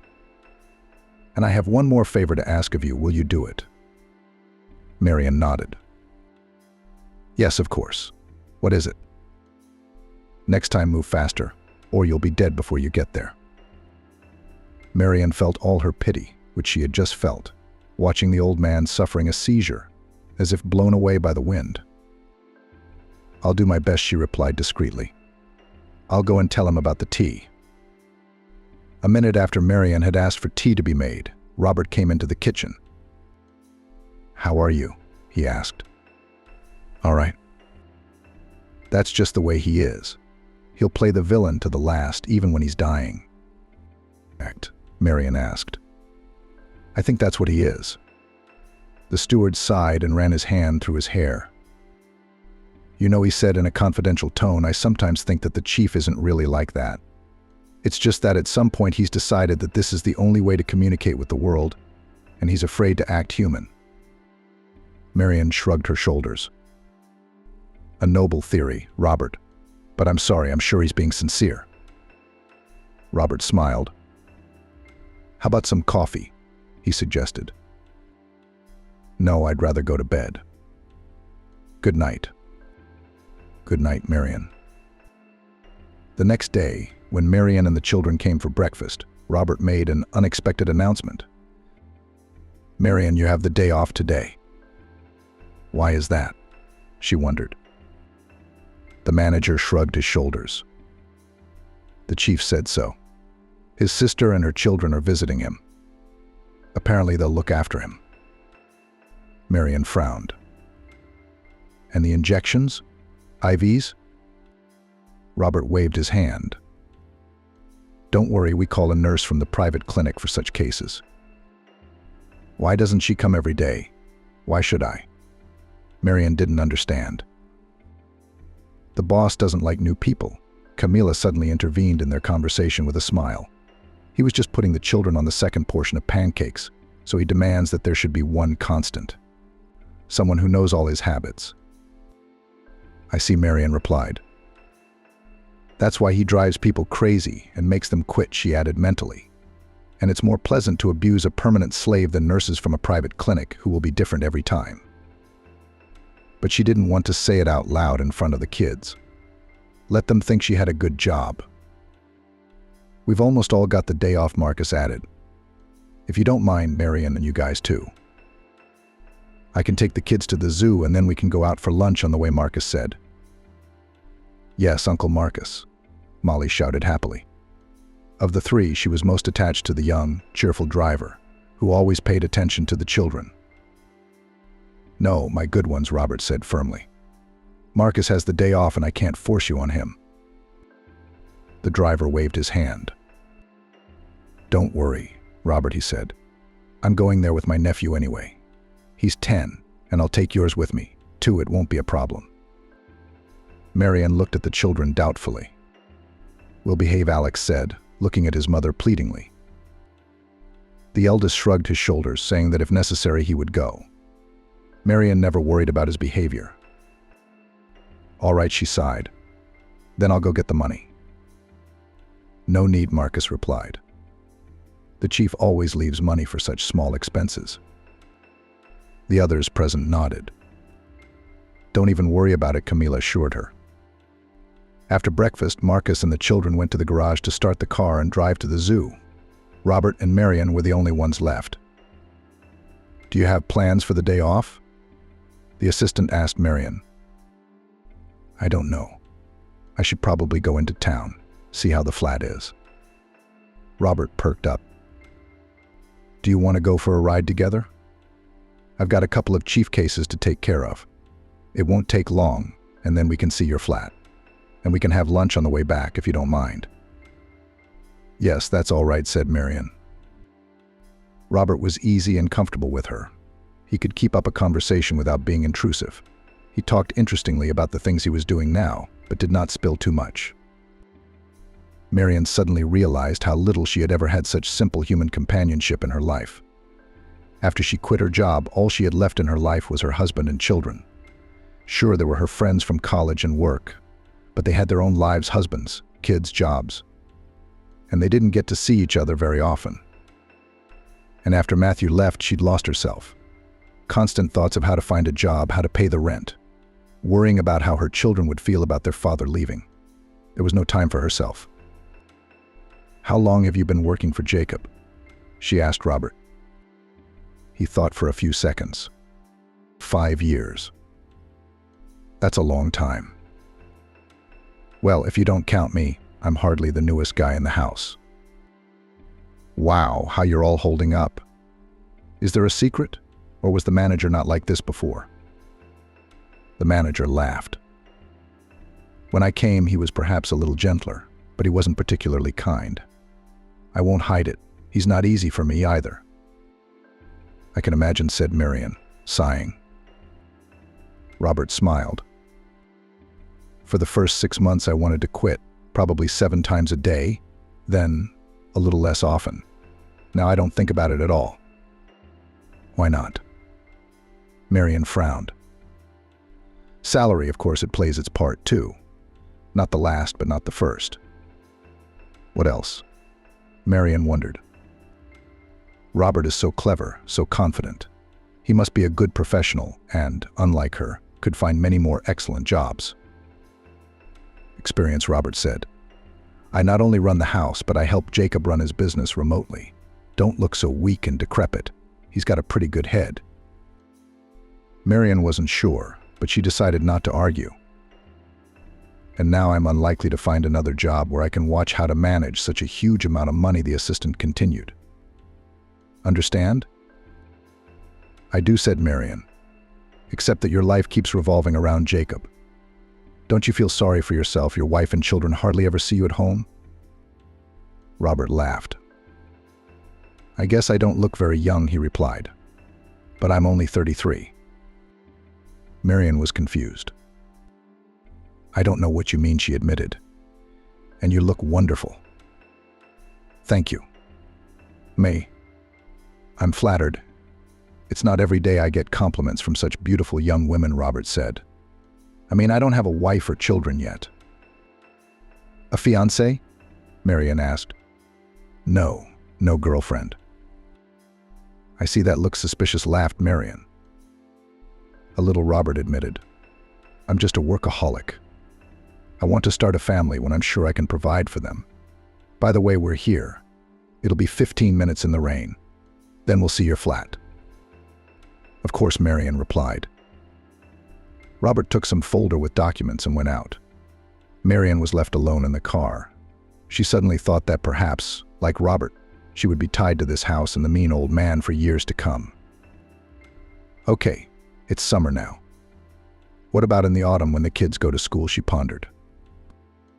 Marion suddenly realized that Amanda, who had hired her, hadn't talked to her about the matter.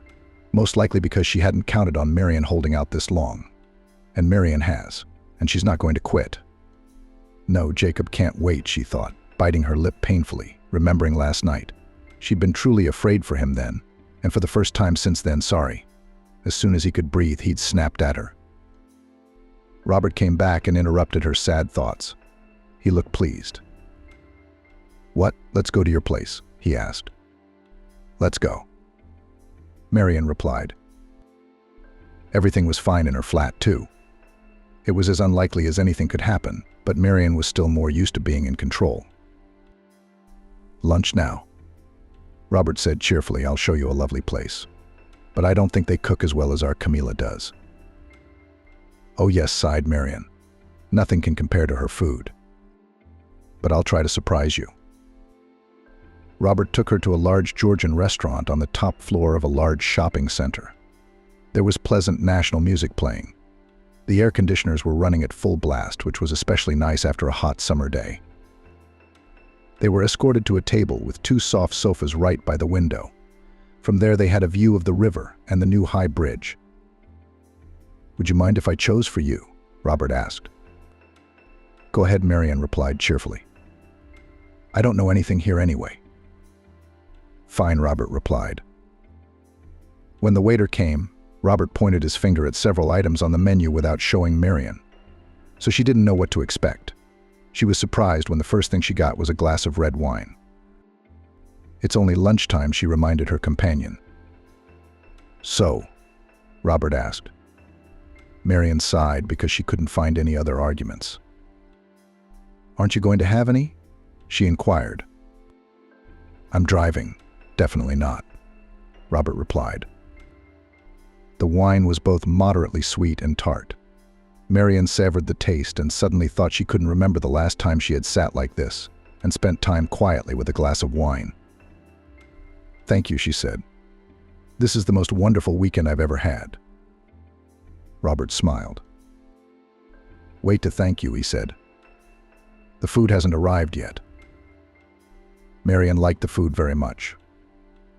The soft, hot dough of the khachapuri with the slightly difficult-to-stretch cheese, the salad with crisp mini aubergines and lots of greens, the flavorful meat, and the juicy sauces. "Oh," she said, leaning back on the soft back of the couch. "That was wonderful." "I'm very glad," Robert replied. He was leaning back and apparently unable to move either. "It seems that it will take us some time to recover," Robert remarked. Marian nodded lazily and took a sip of wine. "I fully support it," she said. "In the meantime, we can talk." Robert raised his eyebrows in surprise. "That sounds scary," he said. Marian laughed. "I'm not your wife to make it sound scary." "Not yet. Anyway, I'm listening." Marian laughed. For some reason, she felt very light and good. "Tell me about yourself," she asked, and then confessed, "You're a mystery to me." "That's quite a confession," Robert grinned. "Why is that?" I wondered. "I just don't know anything about you," said Marian. "Neither do you about me," Robert remarked. "Fair enough. But let's start with you," Marian suggested. Robert chuckled. "Well, let's. I'm not from around here," he began.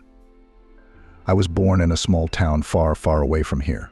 Yes, I went to an ordinary village school. Lived in an ordinary family, but always had great ambition."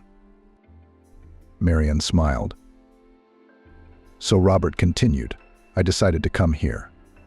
It wasn't easy, but I managed. The student years were fun. Then I got a job second, third, fourth.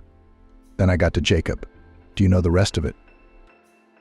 "I have a feeling you've left a lot out of your story," Marian said thoughtfully. "Who knows, maybe I'll tell you about it later," Robert said. "Now we need to talk about you."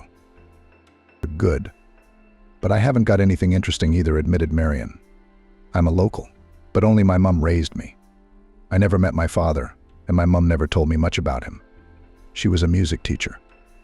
So, as you know, we didn't live very well." "Did you go to music school?" Robert asked. Marian sighed. "It was a terrible 7 years of my life," she said. "I can only remember one tune now.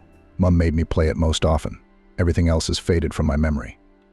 I've played this one so many times that if you woke me up at 2 a.m., I could play it with my eyes closed." "What's the tune?" "Bach, Chopin, Tchaikovsky," Robert asked. "No, it's not classical for sure," replied Marian. "Honestly, I don't even know. Mum never told me who the author was. We certainly didn't study it at school. I have a theory that she composed it herself, but I can't say it's true." "Well, go on," said Robert, and then he interrupted himself. "Do any of your children go to music school?" "No one," Marian cut him off. Robert laughed. "Shall I order you some more wine?" She shrugged, and Robert asked for another glass. "Unlike you, I didn't do very well at school," she continued. The only thing I could count on after high school was college. And for some reason I suddenly decided I wanted to be a nurse. I thought it was a very beautiful, noble, and romantic profession, said Marion. It is, Robert agreed. Not a bit of it. Marion sighed. No, I don't regret it. Studying was interesting and so was working. It was at work that I met Matthew, my husband. He was a patient of yours. Yeah, I'd just started working. I didn't really know how to do anything on my own. I remember my hands shaking when I was giving injections or dressings. I thought I could see it from a mile away. But Matthew didn't notice. Robert smiled. I'm sure he fell in love with you at first sight. He said he did. Marion nodded. In fact, I liked him too. Soon we started seeing each other, and 6 months later we were married. And then I found out I was pregnant.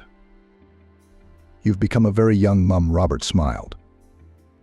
Yes, of course it was difficult at first.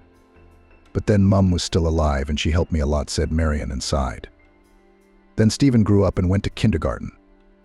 I went to work, but not for long. When he turned 4, I got pregnant with Alex. And 3 years later, Molly was born. Wow. After Molly was born, we decided I was going to stay at home. That's why I didn't work for 7 years. Wow, Robert said. I must say you're doing a wonderful job, especially after such a break. Marion smiled. Thank you. That's nice to hear. Can I ask you a personal question? Ask away, she nodded to Robert. Marion took another sip of wine. Why did you separate from your husband? Robert asked. Why did I leave my husband? She asked him again. Yes, he left me. Maybe the wine played a part. Maybe it's been a while, but it's the first time I've ever made that confession so easily. He just left a note saying he was in love with another woman, she explained. He didn't even talk to you, Robert wondered. Marion shook her head. What about the children? He didn't even say goodbye to them either? How awful, Robert exclaimed. Marion smiled. I don't know what you mean. What horror. It's all right, she said. I'm fine now. Is that why you're holding on to this job? Robert guessed. Exactly, Marion nodded. They were silent for a few minutes. Each was digesting everything that had been said in the dialogue. Then Marion asked, What about your personal life? You're only 2 years younger than me. I can't believe you haven't had a serious relationship. Robert smiled kind of sadly. I have, and for quite a long time. I started dating an ambitious girl when I was still in college. I had that quality too.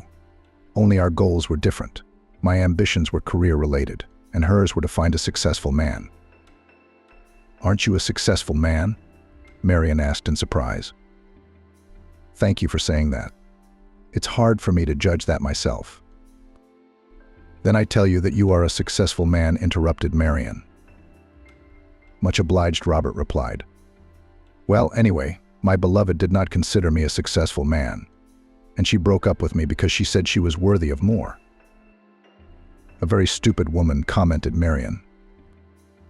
After that statement, I'm obliged to pour you more wine, Robert said, indicating to the waiter to repeat himself. Oh, sighed Marion, I haven't drunk so much in a long time. So Robert continued. She left me, and I decided that I would become the successful one, and she would come back to me. And how did it go? Marion asked. Great. In the process, I realized that I don't want to be with a woman for whom I'm not good enough, for whom I'm important not as a person but as a social status. Marion nodded. And I don't want to be with a man who gave birth to 3 children. And then he left, leaving only a note on the table, she confessed. Robert smiled sadly. I fully support such a wise decision. In the morning, Marion woke up with difficulty. Her head ached and her mouth was dry. The light of the sun shining through the curtains seemed unbearably bright. I overslept, she thought with horror. And I probably didn't even set my alarm clock last night. The clock, however, showed it was still early. Marion showered, brushed her teeth, After making sure the children were still asleep, she slipped quietly out of the outhouse and into the house. Camila was already bustling about in the kitchen. "Oh, Marian." The woman greeted her cheerfully. "Good morning. How are you up early this morning?" "Yes," said Marian hoarsely. "It seems I had a very stormy day off yesterday." Camila smiled understandingly. "Now everything will be. In an hour you will be awake and cheerful, like a 15-year-old schoolgirl." A minute later she put a huge cup of fragrant tea in front of Marian, smelling of berries and herbs. "The best cure for a hangover," said Camila confidently. "And eat this too." She set down a plate with a large sandwich with meat, lettuce, tomato, and egg. "This is the most delicious thing I've ever eaten in my life," Marian said blissfully as she ate her breakfast. "You're magic." "Thank you," Camila replied, embarrassed. By the beginning of the working day, Marian had recovered enough. Jacob had been unusually friendly today. Perhaps it was the meeting with his relatives, but he hardly commented on Marian's actions and did not make any derogatory comments. "You're remarkably quiet today," said Marian, as they went out for their traditional afternoon walk after lunch. "Don't let it get to you while it's quiet," Jacob said, but not in a mean-spirited way. "All right, I won't," Marian said. "Those are your children, aren't they?" He pointed to Alex and Molly, who were chasing each other around the fountain. Stephen was sitting on a bench, reading a book with one eye and watching the younger ones with the other. "Mine," replied Marian, horrified at the thought that she was about to be reprimanded, but her ward only nodded. "They're good, and they seem to be friendly." "Thank you," Marian replied cautiously. "Are you raising them alone?" Continued to show unexpected interest Chief. "I am now." "That's why you put up with me," Jacob said, realizing it was a statement, not a question. "I wanted to have many children when I was young, too," Jacob said suddenly. "It didn't work out." "You've been married 4 times, haven't you?" Marian asked in surprise, and then a twinge it was hardly appropriate to know such information. But strangely enough, the chief did not comment on it. "Yes, he replied. Jacob stared ahead, as if he were mentally reviewing his whole life. "Didn't your first wife want children?" Marian asked. "Yes, I didn't at the time," either Jacob answered. "She and I were young and spoiled. Both of us from rich families wanted to have fun and enjoy life. Or rather, my wife did. I was interested in building a business at the time." "So why did you get married?" "My parents insisted. It was good for the business. Actually, I didn't mind. She was a pretty girl. I thought I'd get used to her. Well, after a few years, it became clear that we were completely different people. I got divorced and went to work." He stopped talking.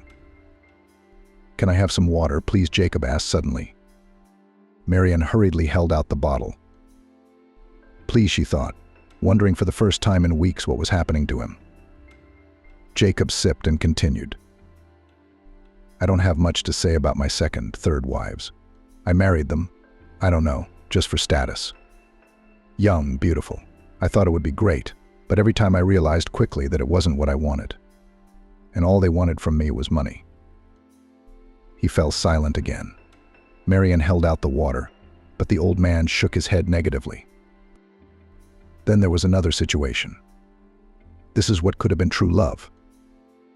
"Your fourth wife?" Marian asked.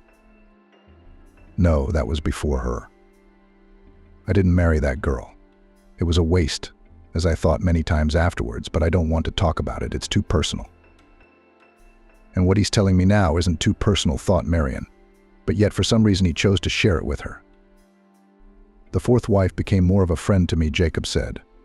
"I already knew about her diagnosis when I proposed marriage." "Diagnosis?" Marian asked. "Yes, Samantha had cancer. In fact, she and I had known each other for years, too. Our parents had been friends since childhood. Over the years, we'd kept in touch from time to time, and then suddenly we met and talked and decided that we could spend a few years together." "Were you with her all the way to the end?" Marian asked. The man nodded. "She was a wonderful woman and a true friend. After she died, I didn't need anyone else, Jacob said. I sympathize with you, she said sincerely. It was as if Jacob woke up. You and I have been talking, he said. Come on, let's go home. It's time for my evening pills. After this strange conversation, Marian felt sorry for her ward again. It couldn't be said that their communication improved much after that. Jacob could still speak harshly to her, but now she somehow took it easier. Summer was coming to an end, and Marian wondered what to do when the children went to school. How do you like it here? She asked them one day. I like it very much. Ahead of the rest of them, Molly replied. Aunt Amanda cooks good food. Uncle Marcus takes us everywhere. There's a big garden, so we can play all day long.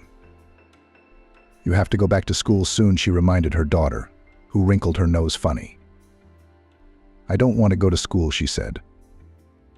Marian sighed and looked at her middle son. I like it here too, Alex said. But about school, I understand that, he smiled at Marian. You have to go to it. Thank God I understand you. The answer is accepted, Marian said. She shifted her gaze to her eldest son. I think you and I need to talk, Stephen said. Come on, Marian agreed. They went out into the garden. Stephen sighed. Summer's coming to an end, he said. We all have to go to school soon. We have to think about what to do about accommodation. Marian smiled. You've got a good eye for detail, as always. The son nodded. Dad called me the other day, he admitted. Marian's eyes widened. When a few days ago? Why didn't he call me? Afraid, I guess. But the official story is that he's very busy. I see, sighed Marian. What did he want? As I understand it, he wants to meet you, maybe to discuss the divorce, or, on the contrary, wants to make up. Marian laughed. Reconcile? Well, maybe. Marian hesitated, but then decided to ask her son the question. Do you want that to happen? Stephen shook his head negatively. I don't mind the younger ones seeing him if they want to. I'll see him too if I have to, but the rest is up to you. He's your father, she said, but I don't think I love him anymore, and I can't forgive him for what he did. You don't have to forgive him. As for our school, maybe we should talk to Robert now. Will he think of something? I'll try. You're the smartest, she hugged her son. Everything will be fine, he said. Tell your father I'm ready to talk to him. Let him call. Don't be afraid. I'll tell him, Stephen promised. A few days later, after Marian and Jacob had finished their morning routine, Robert came in. Ready, Jacob? The assistant asked. Where can I go? The chief replied calmly. Let's go. Are you coming too? Robert turned the last word to Marian. She was surprised. She is, of course, replied the ward calmly. I have a lot of documents to sign and some personal meetings. You could be needed at any time to change nappies or wipe armpits. I have to have some dignity. What if I have an attack at night? I don't want to suffocate in front of my business partners. As they drove to the business center where Jacob was supposed to do business, the manager explained. We don't know exactly how long this will take. You can sit in the restaurant. It's in the same building on the top floor. Just tell him to put it on Jacob's tab. Okay, Marian replied. If you need anything, Robert will call, Jacob added. At the restaurant, Marian ordered tea and tiramisu. She suddenly thought it was a great opportunity to meet Matthew. He was kind of in town. Marian didn't get out here very often, and there were things she needed to discuss with her husband. She called her husband, and he was willing to come over. What a place you picked, he said as he sat down at the table. You look like you've lost a little weight. But you haven't changed, just like you've lost a little weight. You look amazing, he said. Thank you, said Marian. You too. He shrugged embarrassedly. I'm glad you called me. Marian sighed. We should have talked a long time ago. at least to decide when to file for divorce. Matthew frowned. That's exactly what I wanted to talk about. It's great that we're on the same page here. He moved over and placed his hand gently on her arm. Maybe we're being hasty, he said. Maybe we shouldn't get divorced. Should I not believe my ears? Marian interrogated. It was you who left me, wasn't it? You left a note and left without even saying goodbye to the kids. Didn't pick up the phone, didn't return messages. Just disappeared from our lives as if we were nothing to you and you hadn't lived with me for 15 years. Just came round one evening for tea. Matthew froze in embarrassment. I'm sorry, he said. I don't know what was wrong with me then. It was just some kind of madness. I was out of my mind. Marian sighed and released her hand to rub the bridge of her nose. Was that it? She asked. I won't ask how and how much you cheated on me and why you decided to break up. I've known about it for a long time, but why couldn't you talk to me properly? Why did you abandon the children? My husband lowered his eyes. I know, he said. It must have been a midlife crisis or something. It's just that at some point everything started to go crazy. Work, life, 3 kids. You're always with the kids and I'm in the background. I'm sick of the whole thing. And your new love? Young, fun, carefree, childless? She asked. Sort of, he replied. I lost my head then. I was afraid to tell you, even more so for the kids. What changed? She asked. Her husband moved closer. I've realized in these months how much I've missed you and the children, he said. And I want things to go back to the way they were. Marian shook her head slowly. Nothing has changed, she said. We'll get back together. In a couple of weeks you'll go off with another girl. No, I won't do that, Matthew assured her. Marian sighed. Jaroslav, she said. I've had a lot of time to think about it, and I've realized that I can't forgive you. And my love for you has disappeared in that time too. I'm sorry, but I think we need to agree and decide when we go to file for divorce. Her husband's face suddenly changed. Marian suddenly saw clearly how his contrived tenderness and remorse came off. Then we must talk about the division of property, he said in a harsh tone. Marian was surprised at this abrupt change of subject. In fact, it amused her. Let's talk, she agreed. Your car goes to you. My flat goes to me and the kids. Matthew shook his head. No, let's sell it and split the money in half. Half. Marian smiled. I'm raising 3 kids on my own. Her husband was embarrassed, but he continued to stand his ground. I was paying her mortgage. And you didn't work? Sitting on my back? Yes, because I was taking care of the house and the 3 kids. And now I'm paying the mortgage. You left me out of the blue and didn't even help the kids. You can't imagine what I've been through these past few months. Well, then we'll get back together. The husband returned to the old topic, and we won't have to share the flat. Marian sighed. No, Matthew, I've already said everything. So you have her husband's voice suddenly lowered like a snake's hiss. And who will need you alone with 3 children? Do you think any man but me will look at you? You stupid pet chicken. All you know how to do is cook soup. Marian felt tears coming from her eyes. It hurt her to hear such words from the father of her children, from the man she had loved for so many years. Let's not play innocent, her husband continued. You yourself will come to me on your knees. She will not, said a familiar male voice behind her. She did not have time to see what happened next. Only Matthew suddenly flew across the restaurant and collapsed to the floor. Robert shook the hand that had just collided with her husband's jaw. That was harsh, but I guess it was understandable, Jacob commented. Marian looked up and saw the supervisor. He looked as pleased as a cat for some reason. And you're here? She asked in amazement. Everyone heard, he said rather dryly. Matthew rose slowly from the floor. He pressed his palm to his bloody lips. We'll talk to you again, he threw to Marian. Wow, Jacob said admiringly. I should get out of the office more often. This place is fun. "Shall we go home?" Robert asked Marion. "We will," she answered quietly, wiping away her tears. She was sent to Camilla's kitchen to drink tea and calm down. "We have something to discuss with the boss," Robert said. "You get some rest.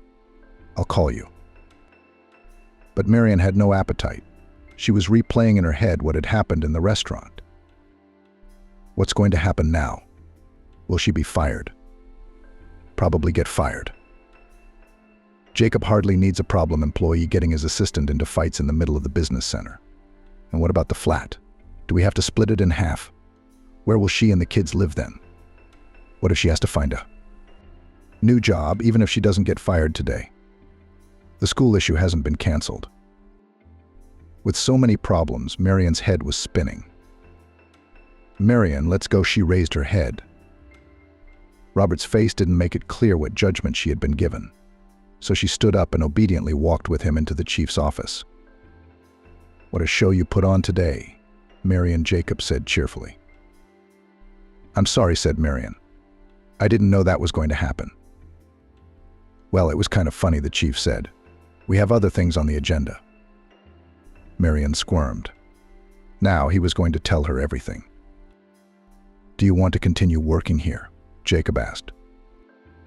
"Are you firing me?" Marion asked. "Do you want to?" "No," she answered quickly. "Then I'm not." Good, he nodded. "Soon your children will have to go to school." "Yes," Marion confirmed cautiously. Jacob nodded. "We'll get them a car and a driver," Robert said, "to take them to school and bring them back." Marion opened her mouth. "But why?" she asked. "Because I don't want to look for a new employee," the chief replied calmly. "Thank you," Marion muttered. "And we also need to solve the housing issue," Robert added. "What about it?" she wondered. "Living in the outhouse in the winter is an option," Jacob said.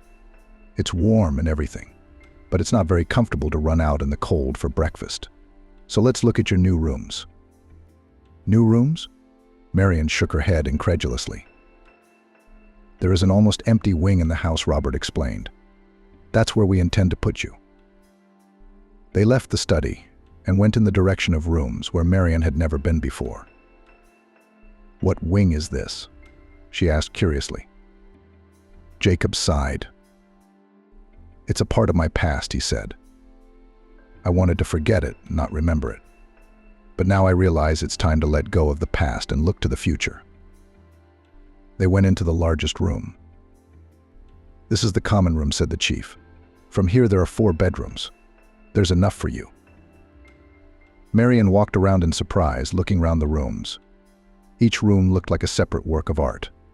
Beautiful, tastefully chosen furniture, paintings on the walls, everything is thought out to the smallest detail. Except it looked like it hadn't been used in years. I wonder why, Marion thought. Suddenly she saw under the white cloth the outline of an object from her childhood. A grand piano. Marion exclaimed in amazement. "May I?" She turned to Jacob. He shrugged his shoulders. Marion carefully removed the white cloth that covered the instrument and ran her fingers over the keys. The instrument was a little distressed, but it was quite playable. Marion sat down. And she began to play the only tune she could remember, the one her mother had played, and many, many times since she was a little girl. The first few notes were difficult, but then her hands remembered it, and her fingers flew over the keys with ease. She sat with her back to Jacob and didn't see the change in the old man's face. First he stretched it out in astonishment. Then he turned his head, as if he wanted to make sure his hearing wasn't deceiving him. Then a tear rolled out of his right eye, then another from his left. Robert walked quietly over to the piano and stood facing Marion. He looked at her, and then suddenly he looked at the chief and couldn't hold back his astonished cry. "Jacob, what's the matter with you?" Marion immediately stopped, turned round in amazement. The old man was sobbing unashamedly and wiping his face with his shirt sleeve. "How do you know that tune?" he asked. "It was composed just for me." When Jacob was calmed down by the joint efforts of Marion and Robert, the chief asked for tea to be served to everyone. They returned to his office, and there the chief began his story. When I met Vivian, he began, I was still married to my third wife. She and I hardly ever saw each other even then. We only met to discuss how we were going to divide the property. He sighed and rubbed the bridge of his nose. Anyway, I was getting really tired of it. Work, divorce. One day I just walked out of a business meeting, let the driver go, and just went to the park, sat on a bench, and realized how nice it was. Just sunshine, birds singing, trees turning green. And then I saw her, Vivian. Marian froze. Her heart was beating very fast. She couldn't believe what was happening. So beautiful. I've never seen such a beautiful woman, Jacob said dreamily. And then she looked at me and smiled. And I knew I was lost. Marian saw Robert looking at her and smiling. When he noticed her gaze, he seemed confused and started to look at his boss, who seemed to be oblivious to his surroundings. He was completely immersed in the memory of events that had taken place over 35 years ago. My feet led me to it, Jacob continued. And for the first time in my life, I was scared. I was so afraid she'd refuse to meet me. I'd been with a lot of women, but none of them had ever struck such awe in me. At first sight, to my delight, she said yes. He smiled blissfully. I've probably never been so happy. My wife and I were no longer living together. And so I brought Vivienne into this house and made this wing just for her. It's the sunniest side of the house. And the piano. She played for you? Yes, Marian interrupted him hoarsely. Vivian taught music, and that tune you played she composed especially for me. Why did you break up? Marian asked. Another tear rolled down Jacob's face. A fool, because he said calmly. I wanted to marry Vivian, and she refused me. Why? Marian asked. He sighed. Said we were from different worlds, that she didn't want to turn into just a rich businessman's wife and stay at home. That's how it is, muttered Marian. Yes, I persuaded her. I told her she could do whatever she wanted and be herself. She refused and ended our relationship first. Then why do you say it was your fault? Marian asked. Jacob sighed. Because I didn't insist. Because I gave in easily, because I didn't find out then that she was pregnant. Marian looked up at him. Jacob was looking straight at her. Yes, he said calmly. I'm sure you're my daughter. Marian stretched her legs blissfully and lifted her head, letting the sun shine on her face. She liked it here. The sea had always done her good, especially now that they got out there as a family every year. Mum, did you see it? Molly came running up to her. I swam the fastest. No, you didn't, shouted the middle son. It was obvious that he was tired and shutting down, but he was showing that he was inferior to his younger sister, who had been going swimming for 3 years and was performing well. He didn't mean to. I just gave in to you, Alex stated. Yeah, sure, the girl blurted out. She was already well aware of her own abilities and knew that her brother was swimming at full strength. Alex ran off resentfully towards the cabin. And you had to tease him, Marian gently reprimanded him. He wanted to compete. What am I supposed to do now? Go take a shower, we'll go to dinner soon. When her daughter ran away, she stretched, reluctantly got up from the sunbed and walked towards the cabin. She saw Stephen lying in the hammock, talking on the phone as usual. Talking to his girlfriend again, thought Marian. What's her name? It's either Jennifer or Ashley. He's all grown up now. In half an hour, she said to her son. And he nodded, showing that he had heard his mother's words. It was cool in the spacious cabin. Jacob and Robert were sitting in the living room playing chess, as usual. We're going home in 3 days, and you haven't even burned, Marian sighed. She gently ruffled her husband's hair and kissed her father on the cheek. Don't worry, Marian, he replied. We'll make it. How is the sea? The water is warm, replied Marian. How's the game? A draw, replied father with a sigh. After all, Robert adopts from me not only the nuances of managing the company, but also the ability to play chess.